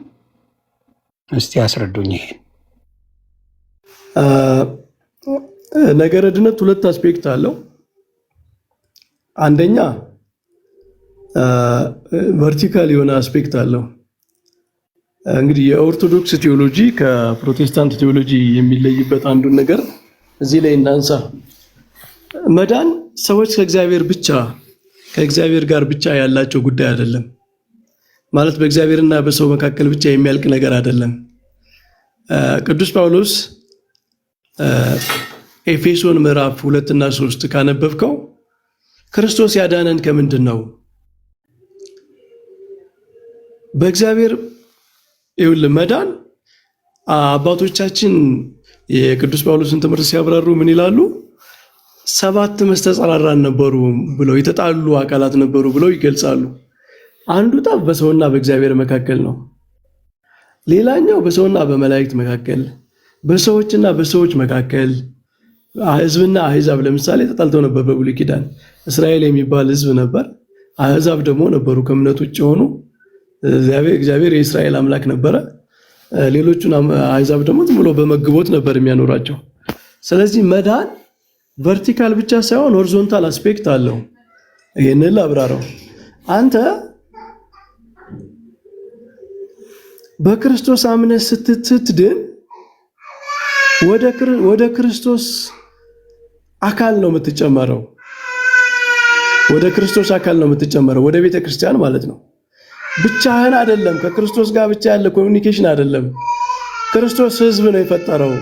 ክርስቶስ ቤተክርስቲያን የምትባል ህብረት ነው የፈጠረው እና ይቺ ህብረት ደግሞ ሳክራመንታል የሆነ በቅዱስ ቁርባን በጥምቀት አንድነት ያላቸው አንድ አይነት ህይወት ፕራክቲስ የሚያደርጉ የሚረዳዱ፣ አንዱ ለአንዱ የሚጸልይ፣ አንዱ ለአንዱ የፍቅርን ስራ የሚሰራ ህብረት ነው እና መዳን it is not about ምንድነው ያንተና የእግዚአብሔር ጉዳይ ብቻ አይደለም። መዳን ከመላእክትም ጋር ከቅዱሳንም ጋር ያለህን ግንኙነት መስተካከልን ይጨምራል። አሁን ምንድነው ይሄ በቴዎሎጂ ትምህርት ዮኒ ምን ይባላል? ኤክሌሲዮሎጂ ይባላል። ነገረ ቤተክርስቲያን እና ነገረ ቤተክርስቲያንን ከነገረ ክርስቶስ መለየት አይቻልም። ማለት ቤተክርስቲያንን እንዲና ያደርገህ ክርስቶስ ብቻ ከክርስቶስ ጋር ብቻ ነው ግንኙነት ያለኝ ማለት አችልም። ምክንያቱም ክርስቶስ እንደዚህ አይነት መዳን አይደለም የሰራው። ክርስቶስ የሰራት ቤተክርስቲያን አለች። ይህችን ቤተክርስቲያን ደግሞ አካሉ ብሏታል። ይህች ቤተክርስቲያን ደግሞ የመላእክት የቅዱሳን ህብረት ነች እና በዚያ ህብረት ውስጥ መኖር አለብህ። ቤተክርስቲያን ያንን ህብረት የምትገልጽበት መንገድ አላት። ለምሳሌ አንዱ ለአንዱ ጸሎት ማቅረብ፣ አንዱ ለአንዱ መጸለይ፣ የፍቅር ትስስር በወንድ አለ ማለት የመዳን ክርስቶስ ሲያድነን ወደ ህብረት ነው የጨመረን፣ ወደ ቅዱሳን ህብረት ነው የጨመረን እና አሁን ዮኒ ያንተ ጥያቄ ክርስቶስ አድኖኛል በቃ ከህብረቱ ውጭ ሆኜ ከክርስቶስ ጋር ብቻ ዲል አድርግ ካልክ ከክርስትና ትምህርት ጋር አይሄድም። ለምን? ክርስቶስ ራሱ ወደ የት ነው የጨመረህ? ወደ መላእክት ህብረት ነው የጨመረህ፣ ወደ ቅዱሳን ህብረት ነው የጨመረህ። ከዚያ ህብረት ውስጥ ኮሚኒኬት ማድረግ አለብህ፣ ኢንቮልቭ ማድረግ አለብህ። አብረህ በስርዓት አምልኮ ውስጥ መሳተፍ አለብህ። አንዱ ለአንዱ በሚጸልየው ጸሎት ውስጥ መሳተፍ አለብህ። የቅዱሳን መታሰቢያ ምናምን፣ ይሄ በአጠቃላይ ቤተክርስቲያን ውስጥ ያለው ህይወት ያንን ህብረት የሚገልጥ ነው እና ህብረት ውስጥ መጨመር አለብህ። ህብረት ውስጥ ካልተጨመርክ ግን ምንድነው ከክርስቶስ አካል ውስጥ የተገነጠልክ ነው የምትሆነው ማለት ነው። ስለዚህ ከቅዱሳን ህብረት ውጭ ሆኜ በክርስቶስ በማመን ብቻ ድናለው የሚለው ክርስቶስ ራሱ የሚያድንህ ወደ ቅዱሳን ህብረት ነው፣ ወደ ቅዱሳን ህብረት ነው የሚጨምርህ። ስለዚህ ሙሉ ነው መዳን በቤተ ክርስቲያን ውስጥ መኖር፣ በቅዱሳን ህብረት ውስጥ መኖር ስለሆነ እንደዚህ አይነት መዳን አልሰራም ነው ዮኒ። ክርስቶስ ራሱ ከቅዱሳን ህብረት ውስጥ የማይጨምር፣ ከመላእክት ህብረት የማይጨምር፣ ከቅዱሳን ጋር ኮሚኒኬት እንዳታረግ አንድ አይነት ህብረት እንዳይኖርህ የማያደርግ ልዩ የሆነ በሱና በአንተ መካከል የሚቀር ድነት አልሰራም እንደዛ እና ያ እንደዛ አይሆንም ነው። በተለይ ደግሞ ለብቻ መሆን ጥሩ ያለ መሆን ምንድነው ስለ ብልቶች አካሉ ስላሉ ብልቶች ራሱ ድፋይን ቢያደርጉለት እጅግ መልካም ነው። አንድ አካል ብልቶች አሉ። አንተ አንዱ ብልት ነህ ዮኒ። አንዱ ብልት ሆነ ብቻዬን ልሁን ብለህ ሌላ አካል መመስረት አትችልም። ሌላ ጥያቄ ካለህም በዛው ጠይቅ። ቅድም ያነሳነውን ጥቅስ በጣም ደጋግማ አንብበው ሌላም ጊዜ በደንብ ራሱ ኮንቴምፕሌት ስታደርግ ዕብራውያን 12 ላይ ያለው የአዲስ ኪዳን መካከለኛ ወደሚሆነው ወደ ኢየሱስ ክርስቶስ ደርሰናል ብቻ አይደለም የሚለው በደስታ ወደ ተሰበሰቡ ቅዱሳን መላእክት ፍጹማን ወደሆኑ ጻድቃን ነፍሶች ነው የሚለው። የመላእክት የሰዎች ህብረት ወዳለበት ነገር ነው የደረስከው እና እዚህ ያንን ህብረት አልፈልግም እኔ መላእክት ምን አገባኝ እኔ ጻድቃን የተሰበሰቡ ጻድቃን ምን አገቡኝ የአዲስ ኪዳን መካከለኛ የተባለው ኢየሱስ ክርስቶስ ጋር ብቻ ነው ጉዳይ ብትል ጳውሎስ ምንድነው የሚለው ነው እንደ እሱ መካከለኛው ኢየሱስ ክርስቶስ መካከል ላይ ነው ግን የጨመረው ወደ ቅዱሳን ህብረት ነው ወደ መላእክት ህብረት ወደ ጻድቃን ህብረት ነው የጨመረህ በእነሱ መኖር አለብህ ምክንያቱም ክርስቶስ ቤተክርስቲያን አካሉ ነች አካል ራስ እሱ ራስ ነው ቤተክርስቲያን አካሉ ነች እና አንተ እኔ ከራሱ ጋር ብቻ ነው ግንኙነቴ ከአካሉ ጋር ግንኙነት የለኝም ማለት አችልም ቅዱስ ጳውሎስ የቤተክርስቲያንንና ቤተክርስቲያን ስንል የቅዱሳን ህብረት ነው እንግዲህ የመላእክት የጻድቃን የቅዱሳን ህብረት ነው በክርስቶስ የዳኑ ጻድቃን ቅዱሳን ህብረት ነው እና የቅዱሳንን ህብረት ተተህ በክርስቶስ ጋር ብቻ ነው ግንኙነት ማረገው ማለት እኔ የራሱ ጋር ነው ጉዳይ እንጂ አካሉ ጋር ምን አለኝ እንደማለት ነው ግን እንደዛ አይደለም ጳውሎስ ቤተክርስቲያንና ክርስቶስን ግንኙነትን የጠቀሰበት ራስን ከአካል መለየት አችልም መነጠል አችልም በዛ አካል ውስጥ መሆን አለበት ሲጀመር አንተ ራሱ ጋር አይደለም አካል ውስጥ ነህ አካሉ ከተባለው ብልት ከተባሉት ውስጥ ነህ እና ብልቶች የተያያዙ ናቸው የሰው አካል እጅ እኔ ከግሬ ጋር ከምናምን ጋር ምን አለኝ ከልቤ ጋር ምን አለኝ ከጉበቴ ጋር ምን አለኝ እኔ ግንኙነቴ ከራሴ ጋር ብቻ ነው ይላል እንዴ በቃ ቅዱስ ጳውሎስ ይሄ አሁን እኛ የሰው የፈጠርነው እንትን አይደለም ቅዱስ ጳውሎስ የቤተክርስቲያንንና የክርስቶስን አንድነት የገለጸበት ክርስቶስ የቤተክርስቲያን ራስ ነው ቤተክርስቲያን ደግሞ አካሉ ነች ብልቱ ነች ብሎ በጣም ከፍ ያለ የአንድነት ምሳሌ በሰው አካል መስሎ ነው የተናገረው እና ይሄንን ህብረት አብረህ አክሴፕት ማድረግ አለብህ ካልሆነ ግን የተገነጠለ ነው የምትሆነው ማለት ነው እና ክርስቶስም እንዲህ አይነት ካዳናቸው ውስጥ ቤተክርስቲያን ውስጥ ያልጨመራቸው የሉም ቅዱሳን ህብረት ውስጥ ያልጨመራቸው የሉም እና ክርስቶስን ስትቀበለው በክርስቶስ ስትድን ወደ ቅዱሳን ህብረት ነው የሚጨምርህ አይ መልካም አይ ጥሩ ነገር ነው ይሄ በደንብ አነበውና በዛ ነገር ላይ የምጠይቃቸውንም ሰዎች ጠይቄ በደንብ ረዳዋለሁ አይ ጥሩ እንትን ብየዋለሁ ስለዚህ ህብረት ያስፈልጋል ትክክል ለብቻ የሚዳን ነገር ለብቻ የሚሆን ነገር እንደሌለ እንግዲህ አይቻለሁ አሁን ስለዚህ እሱ በጣም ጥሩ ፖይንት ነው በጣም ጥሩ ፖይንት ነው ስለዚህ ሰው በተለይ ሰውን ሞር እንትኑን የማስተማር ስፔሻሊ አሁን ስለ አድኖ የሚባለውን ሰዎቹን በደንብ ሌሎቹንም የማስተማር ነገር ላይ ሞር ማሳየት አለብን አሁን በብዛት ስዕሉን የሚያደርጉ ሰዎችን ቢጠየቁ ብዙዎቹ በእውቀት ያደረጉት አይደለም ስለተደረገ ብቻ የሚያደርጉ ናቸው እና የሆነ ቦታ ቢጠየቁ ይሄንን ዲፋይን የማድረግ ብቃታቸው ቢኖር በዚሁ ላይ መልካም ነው ምክንያቱም በሌሎቹ ሳይ የበረቱ ናቸው ለምን ይሄ ሆነ ቢባሉ የሚያብራሩበት ምክንያት አላቸው በደፈነው አይደለም ዝም ብለው አንድ ነገርን የሚያደርጉትና ልዩነቱን አያዋለውና አይ ይሄ ጥሩ ነገር ነው አሁን ቅዱሳን ስዕላት በል ይለኛል አንዱ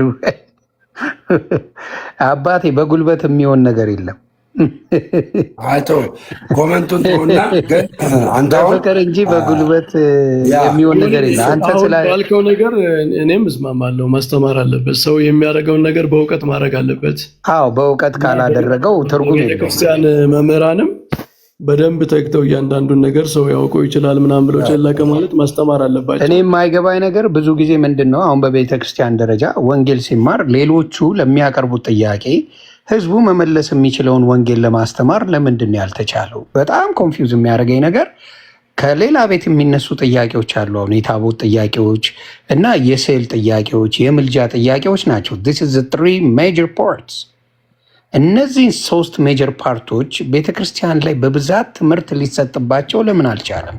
እሱ በጣም ነው ሁሌ ግራ የሚያጋባኝ። ለምን እሱ ቢኖር ሰዎች ብዙ ጊዜ ግራ ሳይጋቡ ከማንም ጋር ቁጭ ብለው ያቺን ነገር ኤክስፕሌን ለማድረግ አይቸገሩም። ከዚህ ዛ አይላተሙም። ስለዚህ ሜጀር የሆኑ የምልጃ በክርስቶስ ይታመናል፣ ግን የምልጃ ጥያቄ፣ የስለ አድኖ ጥያቄ፣ የታቦት ጥያቄዎችን በየጊዜው ቤተክርስቲያን እንዲሁም ቲክታክ ላይ የሚያገለግሉ አባቶች በደንብ ቢሰሩበት ሌላውም እኮ ጥያቄው ይቆማል። የሌሎቹ ጥያቄ እኮ ይበርዳል። ሌሎቹ ጋር ሄደው እኮ ጥቅስ ይጽፋሉ። ስድብ ከሚጽፉ ይልቅ ጥቅሱን ይጽፉታል። ይኸው እዚህ ጋር እንደዚህ ነው የሚለው፣ ይሄ ማለት ይህ እንደዚህ ነው ብለው አብራርተው ሞር ከመሸሽ ይልቅ ከመጠላላት ይልቅ እነዛም በርደኑን ይቀንሱታል። እነዚህ ትምህርቶች ባለመኖራቸው 3ቱ የምልጃ ጥያቄ፣ የስለ አድኖ ጥያቄ እና የታቦት ጥያቄ ሞር ለሰው ቢማሩ ደጋግመው በቃ ይሄ ነገር ማንም ሌላው እየመጣ አታውቁም እያለ በየጊዜው ሊቀጠቅጥ አይችልም። እና እሱ ላይ ፎከስ ተደርጎ ቢሰራ ካየሁት እነዚህ 3 ሜጀር ነገሮች በኦርቶዶክስ ቢሰራ ውጤታማ ይሆናል ብዬ አስባለሁ። ህዝቡም ደግሞ በቃ ድንጋጤ ውስጥ አይገባም። ሌላው ላይ ያስተምረው ሲለው የሚያውቀውን ስለሆነ ናኔ ላስተምረው ብሎ ኢቭን ኦርቶዶክሳዊ ወንጌላዊ ሌሎቹን የመስበክ ነገሩ ሌሎቹን የማስተማር ነገር ይጀምራል። ልማር ሳይሆን ማስተማሩን ላይ ይጀምራል። እና እነዚህ ላይ ሞር ፎከስ ቢደረግ መልካም ነው ብዬ አስባለሁ። እና ያ ነው ብዙ ጊዜ ጥያቄ አለው፣ የምልጃው ጥያቄ፣ የስለ አድኖ ጥያቄ እንዲሁም ደግሞ የታቦት ጥያቄ አለ። ይሁንዬ አሁን ግን አንተ ከጠየቀው ጥያቄዎች ውስጥ አንተ የጠየቃቸው ጥያቄዎች እንዲሁም መምህር በረከት የቤተክርስቲያን የሆኑን አስተምሮ ነግረውቃል።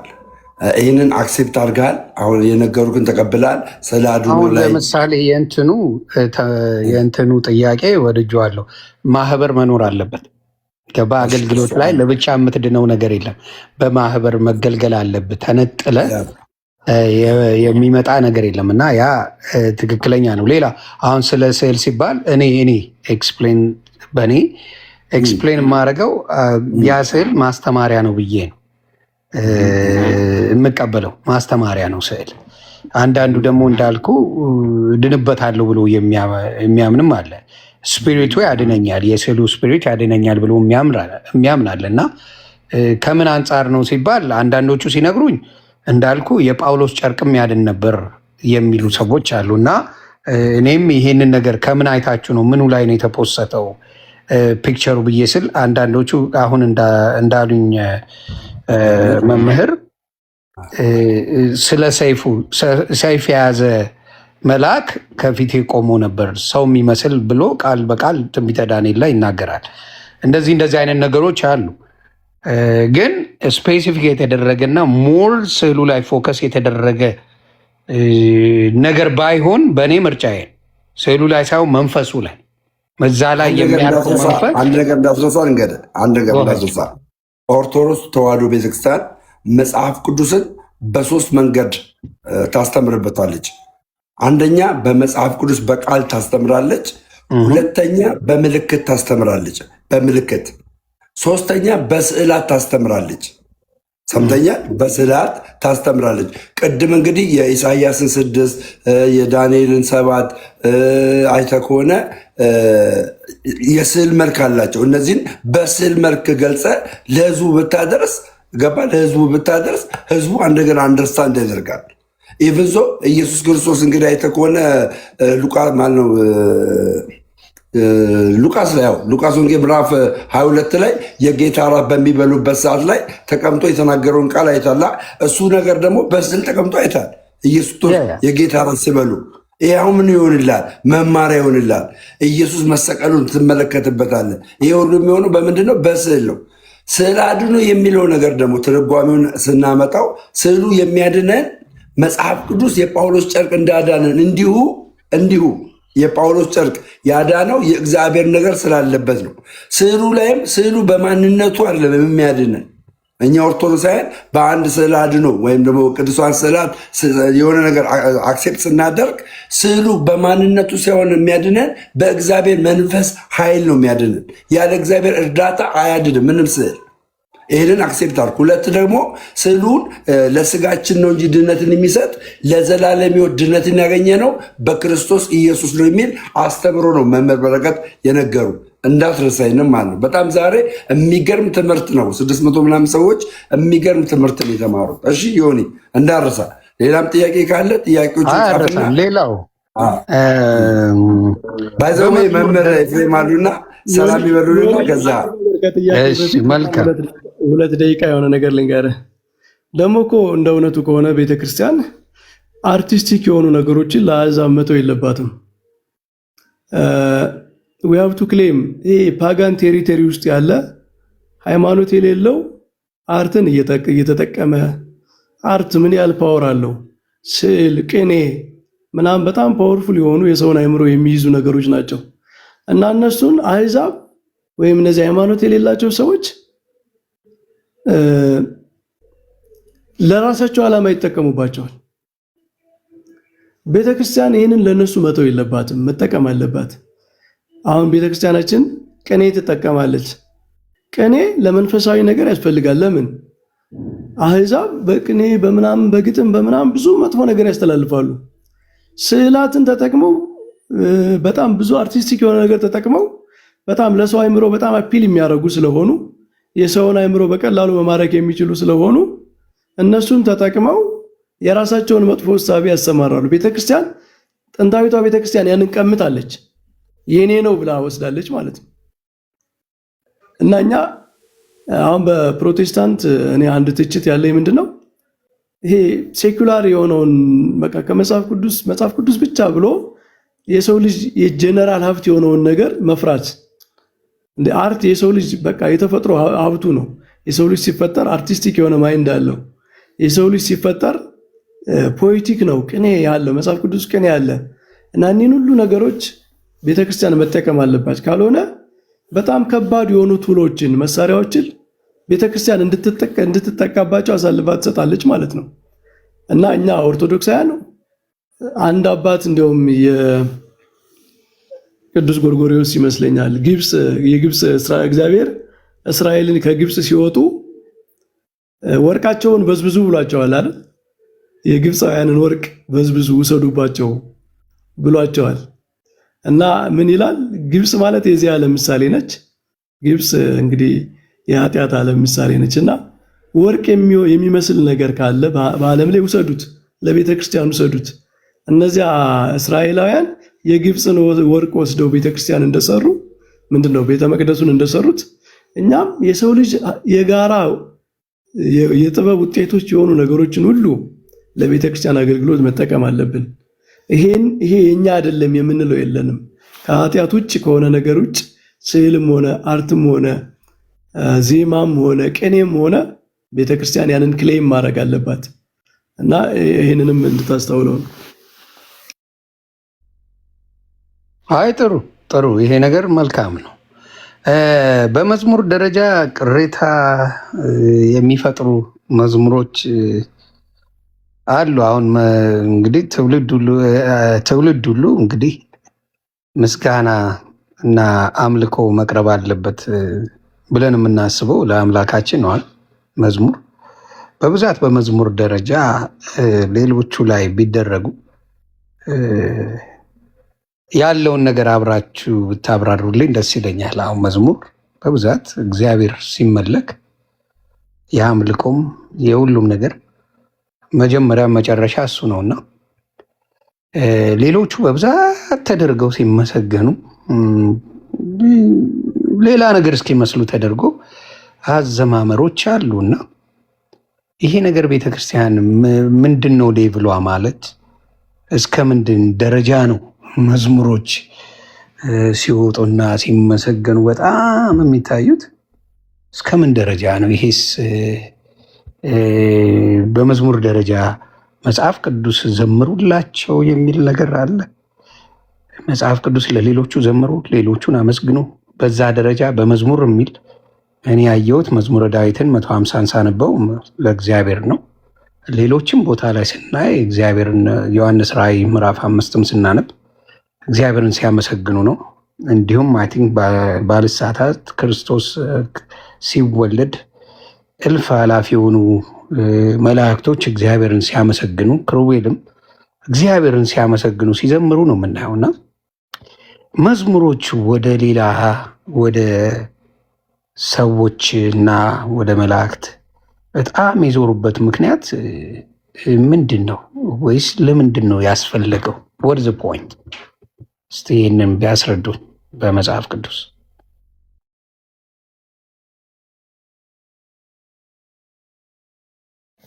እሺ፣ በመጀመሪያ የመዝሙር መጀመሪያና መጨረሻ እግዚአብሔር ነው ያልከውን እቀበላለሁ ዮኒ። እና ሰዎች በቅዱሳን ሕይወት ውስጥ እንኳን እግዚአብሔርን ማመስገን አለባቸው። እንኳን እግዚአብሔርን ብቻውን ለእግዚአብሔር ምስጋና ማሳነስ ቀርቶ ቅዱሳን በሚመሰገኑባት መዝሙሮች እንኳን እግዚአብሔር መግባት አለበት። ምክንያቱም ቅዱሳንን የቀደሰ ቅዱሳንን ያከበረ እግዚአብሔር ነው። ስለዚህ አንድ መዝሙር በቅዱሳን ሕይወት ውስጥ የተሰራውን ነገር የእግዚአብሔርን ስራ ማውሳት አለበት። እግዚአብሔር በቅዱሳኑ ዘንድ ድንቅ ነው ይላል ቅዱስ ዳዊት በመዝሙር። እግዚአብሔር በቅዱሳኑ ዘንድ ድንቅ ነው። ድንቅ መሆኑን በቅዱሳን ሕይወት ውስጥ ማሳየት አለብን። ስለዚህ ለቅዱሳን በሚዘመሩ መዝሙሮች እንኳን ሳይቀር የእግዚአብሔር ስም መነሳት አለበት፣ እግዚአብሔር መመስገን አለበት የሚለው እናያለን። የቤተ ክርስቲያንን አሁን ዮኒ ምን መሰለህ፣ ብዙ ጊዜ የሚታየው በካሴት የሚደመጠው በቴሌቪዥን ጣቢያዎች ወይም በቲክቶክ ወይም በዩቲዩብ በምናምን የሚደረገው ነው እንጂ ወጥ የሆነው የቤተ ክርስቲያን ስርዓት አምልኮ አይደለም። አሁን እኛ የምናስተውለው ማለት ነው። የቤተ ክርስቲያንን ስርዓት አምልኮ እያንዳንዱ ቤተ ክርስቲያን የሚደረግ ነገር ልንገርህ። ጠዋት ሁል ጊዜ የኪዳን ምስጋና አለ። የኪዳን ምስጋና it is all about God ማለት ነው። አሁን ከፍቼ ላሳይ ይችላለሁ። ለእግዚአብሔር አብ፣ ለእግዚአብሔር ወልድ፣ ለእግዚአብሔር መንፈስ ቅዱስ የሚቀርብ ምስጋና ነው። የማታ ደግሞ የሰርክ ደግሞ የኪዳን ምስጋና አለ ቤተክርስቲያን ውስጥ የሚፈጸም፣ እሱም ስለ እግዚአብሔር ነው። ቅዳሴውን ቅዳሴው በአብዛኛው 90% የእግዚአብሔርን ስም ነው የሚያነሳው። የቤተ ክርስቲያን ፎርማል የሆነው ስርዓት አምልኮ እንደዛ ነው። ፎርማል የሆነው ስርዓት አምልኮ ሬጉላር የሆኑ የማይታጎሉ ጸሎቶችን ብታይ መነሻቸውም መድረሻቸውም ለቅዱሳን ምስጋናዎች አይቀርቡም፣ ዝማሬዎች አይቀርቡም ማለት አይደለም። ግን ስትራክቸራቸው ጠዋት እግዚአብሔርን በማመስገን ገና ማህሌት ሲጀመር ራሱ መምህር ኤፍሬም ከኔ የተሻለ ሊናገሩት ይችላሉ። ስቡ ወውዱስ ዘሳረረ ኩሉ ዓለም በአሐቲ ቃል፣ ዓለምን በአንዲት ቃል የፈጠረ እግዚአብሔር ምስጉን ነው ብለው ነው አፋቸውን የሚከፍቱት። በኋላም መጨረሻም ላይ ማህሌት ሲያልቅ እግዚአብሔር ተመስግኖ ነው የሚያልቀው። የሥርዓተ አምልኮ መደምደሚያው ክላይማክሱ ቅዳሴ ነው። እንደውም የእንትናን ቃል ልጠቀም፣ ማናቸው የመጋቢ አዲስ ይሸቱ ሌላው እንትን ነው ብለዋል፣ የቅዳሴ መንደርደሪያ ነው ብለዋል። ሌላው ጸሎት በቤተ ክርስቲያን ውስጥ ያለው ሌላው ጸሎት ወደ ቅዳሴ ነው የሚገፋ፣ መዘጋጃ ነው። ዋናው የቤተ ክርስቲያን ስርዓት አምልኮ የመጨረሻው ክላይማክሱ ቅዳሴ ነው። ቅዳሴው መጽሐፍ አብዛኛው የእግዚአብሔርን ስም ነው የሚያነሳው። ስለዚህ ስትራክቸራሊ ያለውና አሁን ዝም ብሎ ስፔሱን ሸፍኖ የምናየው ነገር ይለያያል ነው። የቤተ ክርስቲያን ስርዓት አምልኮ ስትራክቸሩን ስታይ፣ ሼፑን ስታይ የተሰናዳ ነው፣ እንደዛ ስትሪክት የሆነ ነው። ቅዱሳን ግን መመስገን አለባቸው። ምክንያቱም ዳዊት ኢየሩሳሌምን አመስግኗታል፣ እንኳን ሰውን ማለት ነው። መዝሙረ ዳዊት ላይ ጽዮን ኢየሩሳሌም ወይ ደስ ይበልሽ ብሎ አመስግኗታል። ነቢያት ኤፍራታ ምድርን እንኳን አመስግነዋል። አንቺ ኤፍራታ ምድር ቤተልሔም ወይ እያሉ ስለ እሷ ተናግረዋል። ቅዱሳን መመስገን አለባቸው፣ መከበር አለባቸው የሚለው የመጽሐፍ ቅዱስ ትምህርት ነው። አንድ ጥቅስ ላንብብ። የዮሐንስ ወንጌል ምዕራፍ 17 ላይ ሌሎች መምህራንም ይጨምሩበታል። እኔ ብቻ ወንኩ መሰለኝ። ትላልቅ ከኔ የተሻሉ የመጽሐፍ መምህራንም አሉ። ጌታችን የተናገረውን ቃል ነው። አሁን ፕሮቴስታንት ጋር በተለይ የሆነ ሂደ መጠየቅ ያለብን ጥቅስ ነው የምነግርህ።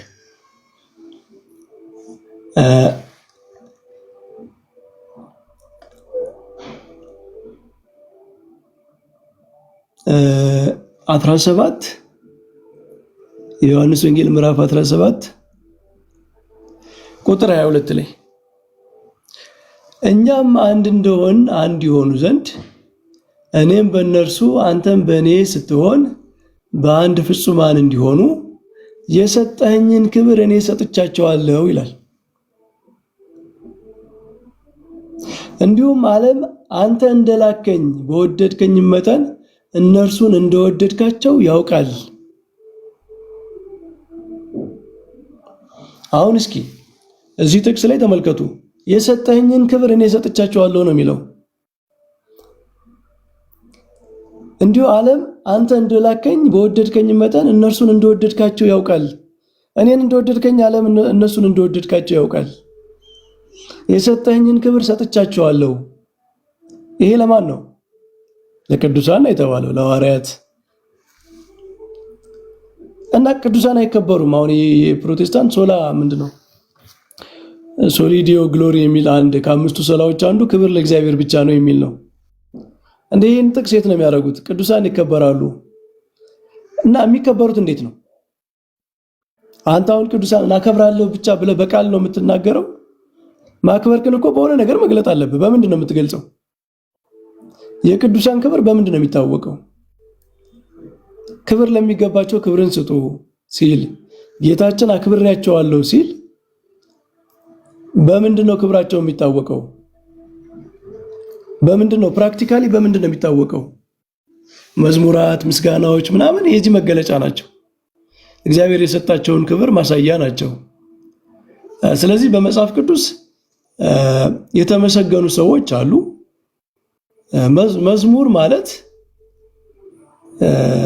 መዝሙር ማለት እንትን አይደለም ማለት የሆነ የተለየ ነገር አለም።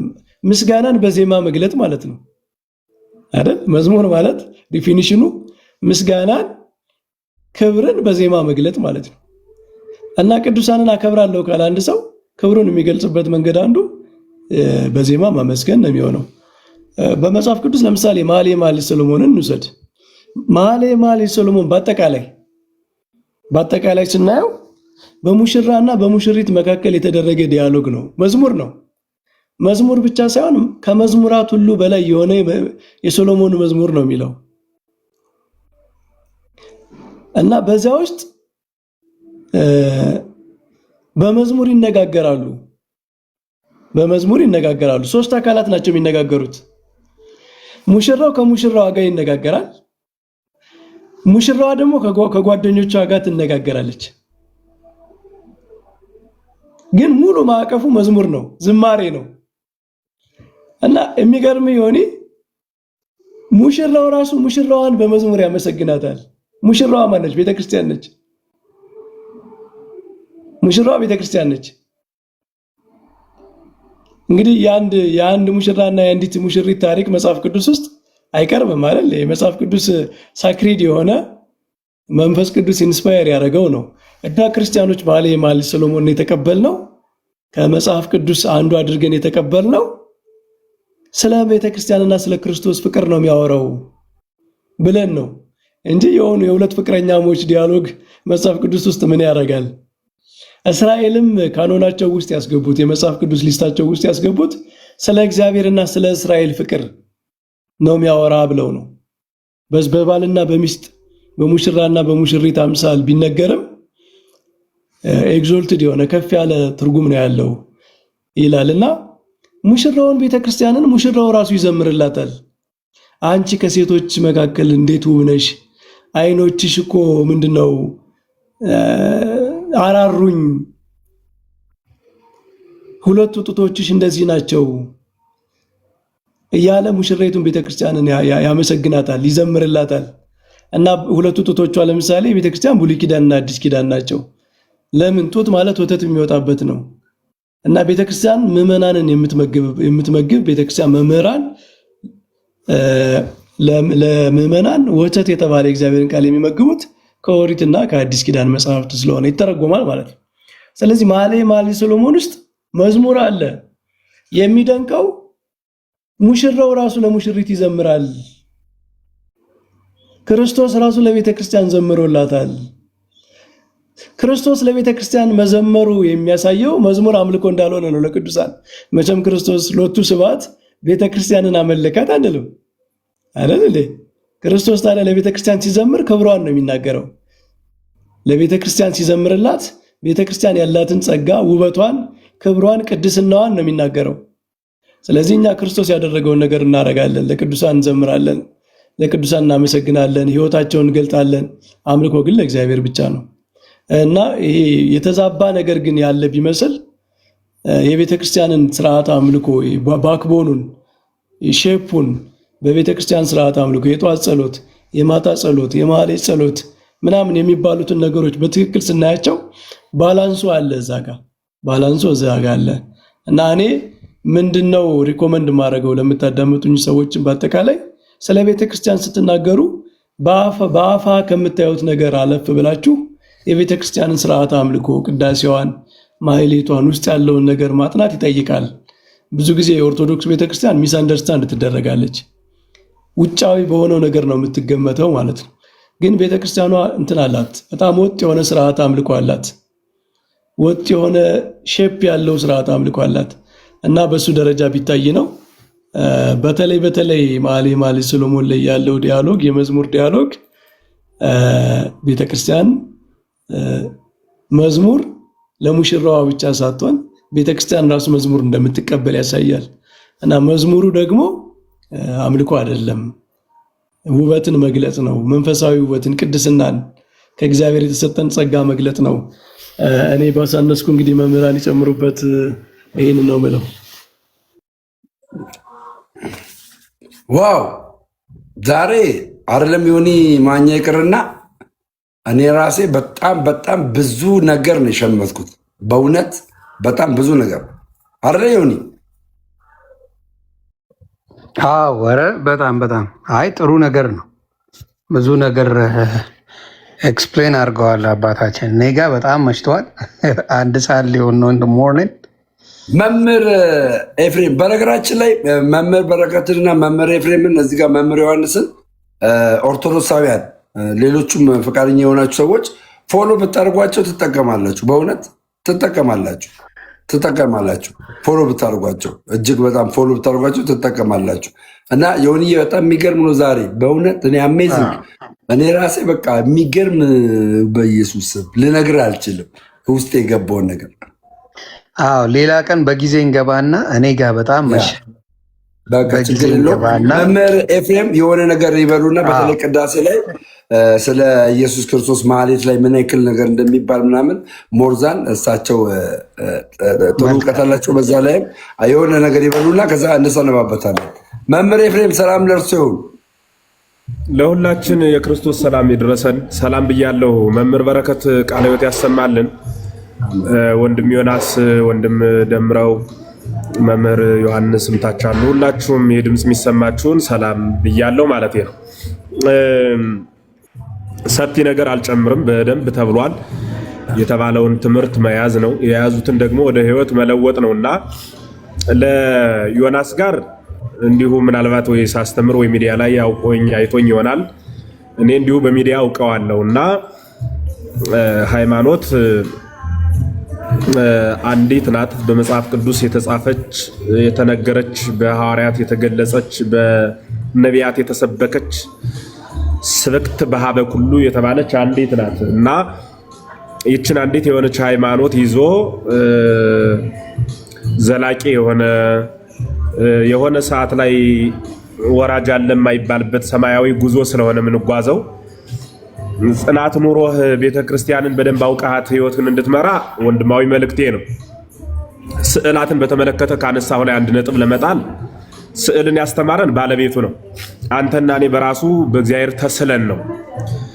በዘፍጥረት እንደምታነበው ሁላችንም እንደምናየው ምዕራፍ 1 ቁጥር 27 ላይ ስታነብ ንግበር ሰብአ በአርአያነ ወበአምሳሊነ የሚል ቃል አለ። እንደ አርአያችን እንደ ምሳሌያችን እንፍጠር የሚል ማለት ነው። እና እንደ ምሳሌያችን እንፍጠር ማለት ሰው ሥላሴን መስሎ የተፈጠረ ፍጥረት ነው። ታላቁ ሊቅ ቅዱስ ዮሐንስ አፈወርቅ ሲናገር ንግበር ሰብአ ያልኩህን አሁን የጠቀስኩልህን ጥቅስ ሲተረጉም እንዲህ ብሎ ይናገራል። ሰው የሚባለው ፍጥረት በአርአያ ሥላሴ የተፈጠረ መሆኑን ሲገልጽ አዳም አባት ሳይኖረው አባት ሆኖ እንደተሳለ ሁሉ አብ አባት ሳይኖረው ለወልድ ዘላለማዊ አባት ሆኖ መኖሩን ይገልጻል ብሎ ይናገራል። ወልድ ዳግም ላይ ወልድ ለአብ ልጁ ሆኖ እንደተገኘ ሁሉ አቤልም ልጅ ሳይኖረው ዘተቀተለ በአመፃ የተባለ በግፍ የተገደለው የወልድ ምሳሌ ሆኖ ይነገራል። ስለዚህ አቤል ወልድን መስሎ የተገኘ ነው ማለት ነው። ሔዋን ደግሞ በፀዓት እንደተገኘች ሁሉ ወይም በመውጣት እንደተገኘች መንፈስ ቅዱስም ከአብ የሰረጸ ተብሎ ለመነገሩ ምሳሌ ነው።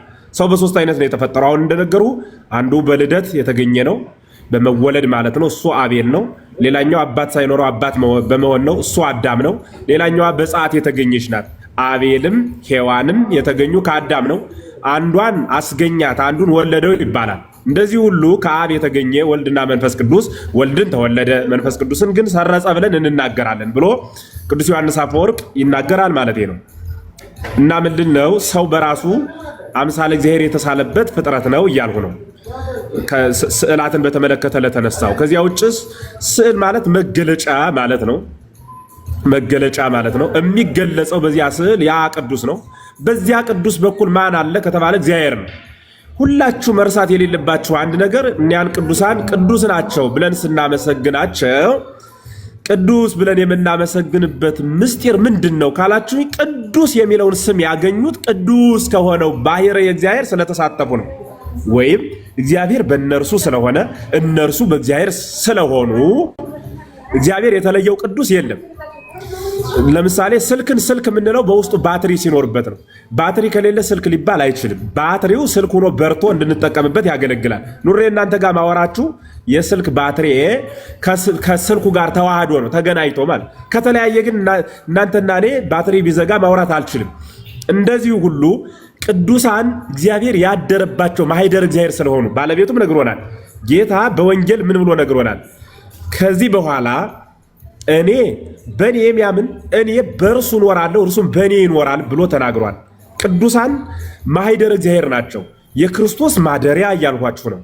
የክርስቶስ ማደሪያ ከሆኑ ቅዱሳን የክርስቶስ ማደሪያ በሆኑት ቅዱሳን በኩል ያ ክርስቶስ የተለየው ቅዱስ ቅዱስ አይደለም። ክርስቶስ የሚኖርበት ቅዱስ ቅዱስ ከተባለ ያን ቅዱስ ስናከብረው እያከበር ነው ያለነ ቅዱሱን ብቻ ሳይሆን በቅዱሱ ያደረውን ቅዱስ የምንለው እግዚአብሔርን ነው ማለት ነው። ይህን ሁላችሁ አስምራችሁ እንድትይዙ ትፈልጋለሁ። ከዚያ ውጭ ሌላም ጥያቄ ህብረትን በተመለከተ ተጠይቋል። ሰው አንድ ትልቅ ማህበር ላይ የተፈጠረ ፍጥረት ነው። 100 ነገድ መላእክት ተፈጠሩ። አንዱ ነገድ ወደቀ። በወደቀው ነገድ ሰው ተፈጠረ። ይሄንንም ሊቁ ሲናገር ሶበሰ ኢያይኮትኮ አንተ ለዘፈጠረከ ምነፋስ ወነድ ነፋስና ነድን በሚመስል ገጸ ባሕርይ የፈጠረ አንተ ዲያብሎስ ባታመሰግነው ፈጠረ ህየንቴ ከሰባ ዝማሬ የማይወመሬት ምነፋስ ወነድ ይላል። ባንተ ትክ ከነፋስና ከመሬት ከውሃና ከእሳት ሌላ ፍጥረት ሰውን ፈጠረ ብሎ ይናገራል። ስለዚህ ሰው ማለት የወረደው መልአክ ግብሩ ማመስገን ነበረ። አላመሰግንም ብሎ ጠግቦ ሲወርድ በእርሱ ትክ እናመሰግን ዘንድ ተፈጠርን። በእርሱ ትክ እናመሰግን ዘንድ ተፈጠርን። ስለዚህ የተፈጠረው ለማመስገን ነው። የምናመሰግነው በዚያ በቅዱሳን መላእክት ህብረት ውስጥ ነው። ያ ህብረት ለእኛ ያስፈልገናል። ቅድም የተጠቀሰው ጥቅስ በቂ ነው። ደም የሚያነሳው መምህር በረከት የሚያብራሩት ልክ ህዋሳትን በተመለከተ አይን ከዚህ በኋላ ከስጋ ጋር መኖር በቃኝ ብትል የሆነች የተንቦለቦለች ስጋ ነው የምትሆን። ጆሮም ከዚህ በኋላ ተለጥፍ ያልኖረ ራስ ጋር ብሎ ቢነሳ የተቆረጠ ብጫቂ ስጋ ነው የሚሆነው። የሚያገለግለው ግን አይን የተባለ በህብረት ነው። ዓለምን መልታ የምታይ አይን ብቻዋን አይደለችም። ማየት የምትችለው አይን ተዋህዳ ነው። ማንጋ ስጋ ጋር ተዋህዳ እዚህ ካለው ራስ ጋር ተዋህዳ ማለት ነው። እግርም እንዲሁ ከስጋ ጋር ባለው ተዋህዶ እንቅስቃሴ ሊፈጥር ይችላል። ማንም ተገንጥዬ ብቻዬን ጌጥ አለኝ ግን አይባልም ነው። ብቻዬን ጌጥ አለኝ ተገንጥዬ አይባልም። ጌጥ ሊኖረን የሚችለው በተዋህዶ ነውና እርሱ ላይ ልዩ ትኩረት ልዩ ስምረት እንድትሰጡ ፈልጋለሁ። ሌላ ወደ መጨረሻ ተነስቶ የነበረው ምስጋናን በተመለከተ ለማን ነው የሚመሰገነው? አምላክ ወልደ አምላክ ተብሎ የሚመሰገነው አንድ ብቻውን ይትህሰሱ ሎቱ እመ በውስተ ሰማይ የተባለው ለሰማያዊ ልደቱ እናት አታበጁለት ወይ ይትህሰሱ ሎቱ አበ በዲበ ምድር ለምድራዊ ልደቱ አባት አትፈልጉለት የተባለው ወልደ አብ ወልደ ማርያም የሚባለው ኢየሱስ ክርስቶስ እርሱ አምላክ ወልደ አምላክ ተብሎ የሚመሰገነው ተቀዳሚ ተከታይ የሌለው ብቸኛው አንድ አምላክ እርሱ ብቻ ነው። የአምላክነት ምስጋና የአምላክነት ክብር የአምላክነት ጸጋ የሚሰጠው የሚነገርለት የሚቀጸልለት ለእግዚአብሔር ብቻ ነው። ይህን አስምራችሁ ያዙ በደንብ። ታዲያ እንዲያ ከሆነ እመቤታችን ቅዱሳን ጠቅላላ ሌሎችም መላእክትም ይመሰገናሉ። ምን ማለት ነው ካላችሁ ሚካኤልም እናመሰግነው መልአክ ብለን ነው፣ አምላክ ብለን አናመሰግነው። ገብርኤልም እናመሰግነው መልአክ ብለን ነው። ጊዮርጊስን የምናመሰግነው ሰማዕት ብለን ነው። እመቤታችን የምናመሰግናት እመ አምላክ የአምላክ እናት ብለን ነው። ምስጋና ላቲ ስብሐት ምስጋና ይገባታል ምንላት አምላክን ለመውለዷ ለንጽህናዋ ለቅድስናዋ ነው ምስጋና ይገባታል ያለ። ፍጡርን ፈጣሪን ፍጡር አድርገን አንቀበልም አናስተምርም። እንዲያም አላገኘንም እንዲያም አንናገርም። አንድ ፈጣሪ አለ፣ እርሱ የአምልኮት እርሱ የባህሪ አምላክነት ምስጋና ይገባዋል። እኛ ደግሞ ቅዱሳኑ ደግሞ የጸጋ ስጦታ ተሰጥቷቸዋልና በጸጋ እናመሰግናቸዋለን ማለት ነው። ይሄንን በደንብ መያዝ ይጠይቃል። ቤተ ክርስቲያን ስንዱ እመቤት ናት ስንል ባፈቀላጤዎች ተቀምሞ የተነገረላት ሳትሆን ጉልበታቸውን ለመነኩሴ ነፍሳቸውን ለስላሴ ሰጠው ጸባ አጋንንቱን ግርማ ሌሊቱን ድምፅ አራዊቱን ታግሰው ድንጋይ ተንተርሰው ጤዛ ልሰው ለነፍሳቸው ድነት ለሀገራቸው ምሕረት ይለምኑ የነበሩ ቅዱሳን እግዚአብሔር ጋር እንደ ጓደኛ ያወሩ የነበሩ ሰማያውያን አባቶቻችን በመንፈስ ተቀኝተው የጻፉልን ያሃንኑ ይዘን ነው የምንናገር። እኛ ተረጓጎሙ ጠፍቶብን ተፈላለስን እንጂ አንድ ቃል አንድ ህብረት አንድ ስምረት ያገኘነው እንዲሁ ከባለቤቱ ነው ማለት ነው። ይህንን መያዝ ይጠይቃል። ምስጋናን በተመለከተ እንዴ ሁሉም ይመሰገናል እኮ። ግንበኛውን ስናመሰግነው ቤት ስለሰራ ብለን ነው፣ ቤት ስለፈጠርህ ብለን አናመሰግነው። አናጺውን ስናመሰግነው ቤት ስለሰራ ብለን ነው የምናመሰግነው። እንደየሙያው እንደየግብሩ እንደየተጋድሎ እናመሰግነዋለን። እግዚአብሔር ደግሞ እኔን ትታችሁ ለምንድን ነው ገሌን ያመሰግናችሁት የሚል አምላክ አይደለም። ለምን ቢባል ከዚህ በኋላ በእኔ የሚያምን እኔ የምሰራውን ስራ ይሰራል፣ በእኔ የሚያምን እኔ የምሰራውን ስራ ይሰራል። ልብ በሉ፣ ከእኔም አብልጦ ይሰራል ብሎ የነገረን ደግሞ ባለቤቱ ነው ማለት ነው። ስለዚህ ከእኔ አብልጦ ይሰራል ብሎ የተናገረ መድኃኔዓለም ክርስቶስ ዛሬ በቅዱሳኑ መከበር ለምንድን ነው ብሎ ይናገራል ብሎ እግዚአብሔርን መጠርጠር በእግዚአብሔር ላይ አመፅ ማንሳት ነውና ተገቢ አይደለም ለማለት ነው። ዮኒ ስለምትሄድ ሌላ ጊዜ ተገናኝተን በደንብ እንደምንማማር ባለ ሙሉ ተስፋ ነኝ። ከምንጩ ለመቅዳት ሞክር። በሃይላንድ የተንጠለጠለ ነገር አያጠቅምምና ከሃይላንድ ውሃ ይልቅ የቧንቧ ነው የሚያጠግበው አይደል? እንዴት ቤተክርስቲያን ቧንቧ ናት፣ ፈሶ የማያልቅባት። ምሳሌው ዘይሐጽጽ ነው። በእርግጥ የዘመኑ እስከ ወር አንድ ቀን ነው የሚመጣው እንደ እንትን። እሱ ሳይሆን ዋናው ትልቁ ነገር ፈሶ የማያልቅባት ጅረት ያለባት ብሉያት ከሐዲሳት ሊቃውንት ከመነኮሳት የተስማማላት ህይወቱ ሁሉ ስብክት በሀበ ሁሉ የተባለች ቤተክርስቲያን ናትና ከመምህራኑ ጠጋ ብሎ እንዴት ነው የሚተረጎመው ብሎ መረዳት ነው እንጂ ምናልባት በልዩ ልዩ በኬክ በሌሎቹም ዓለማት እንደፈለገ እየተኖረ ዝም ብሎ ተገልጾልኛል የሚባል ትምህርት የለም። ጌታ ዝም ብሎ ቢገልጽ ለሐዋርያት ይገልጽ ነበረ። ከነሱ በላይ የሚወዳቸው አልነበሩም።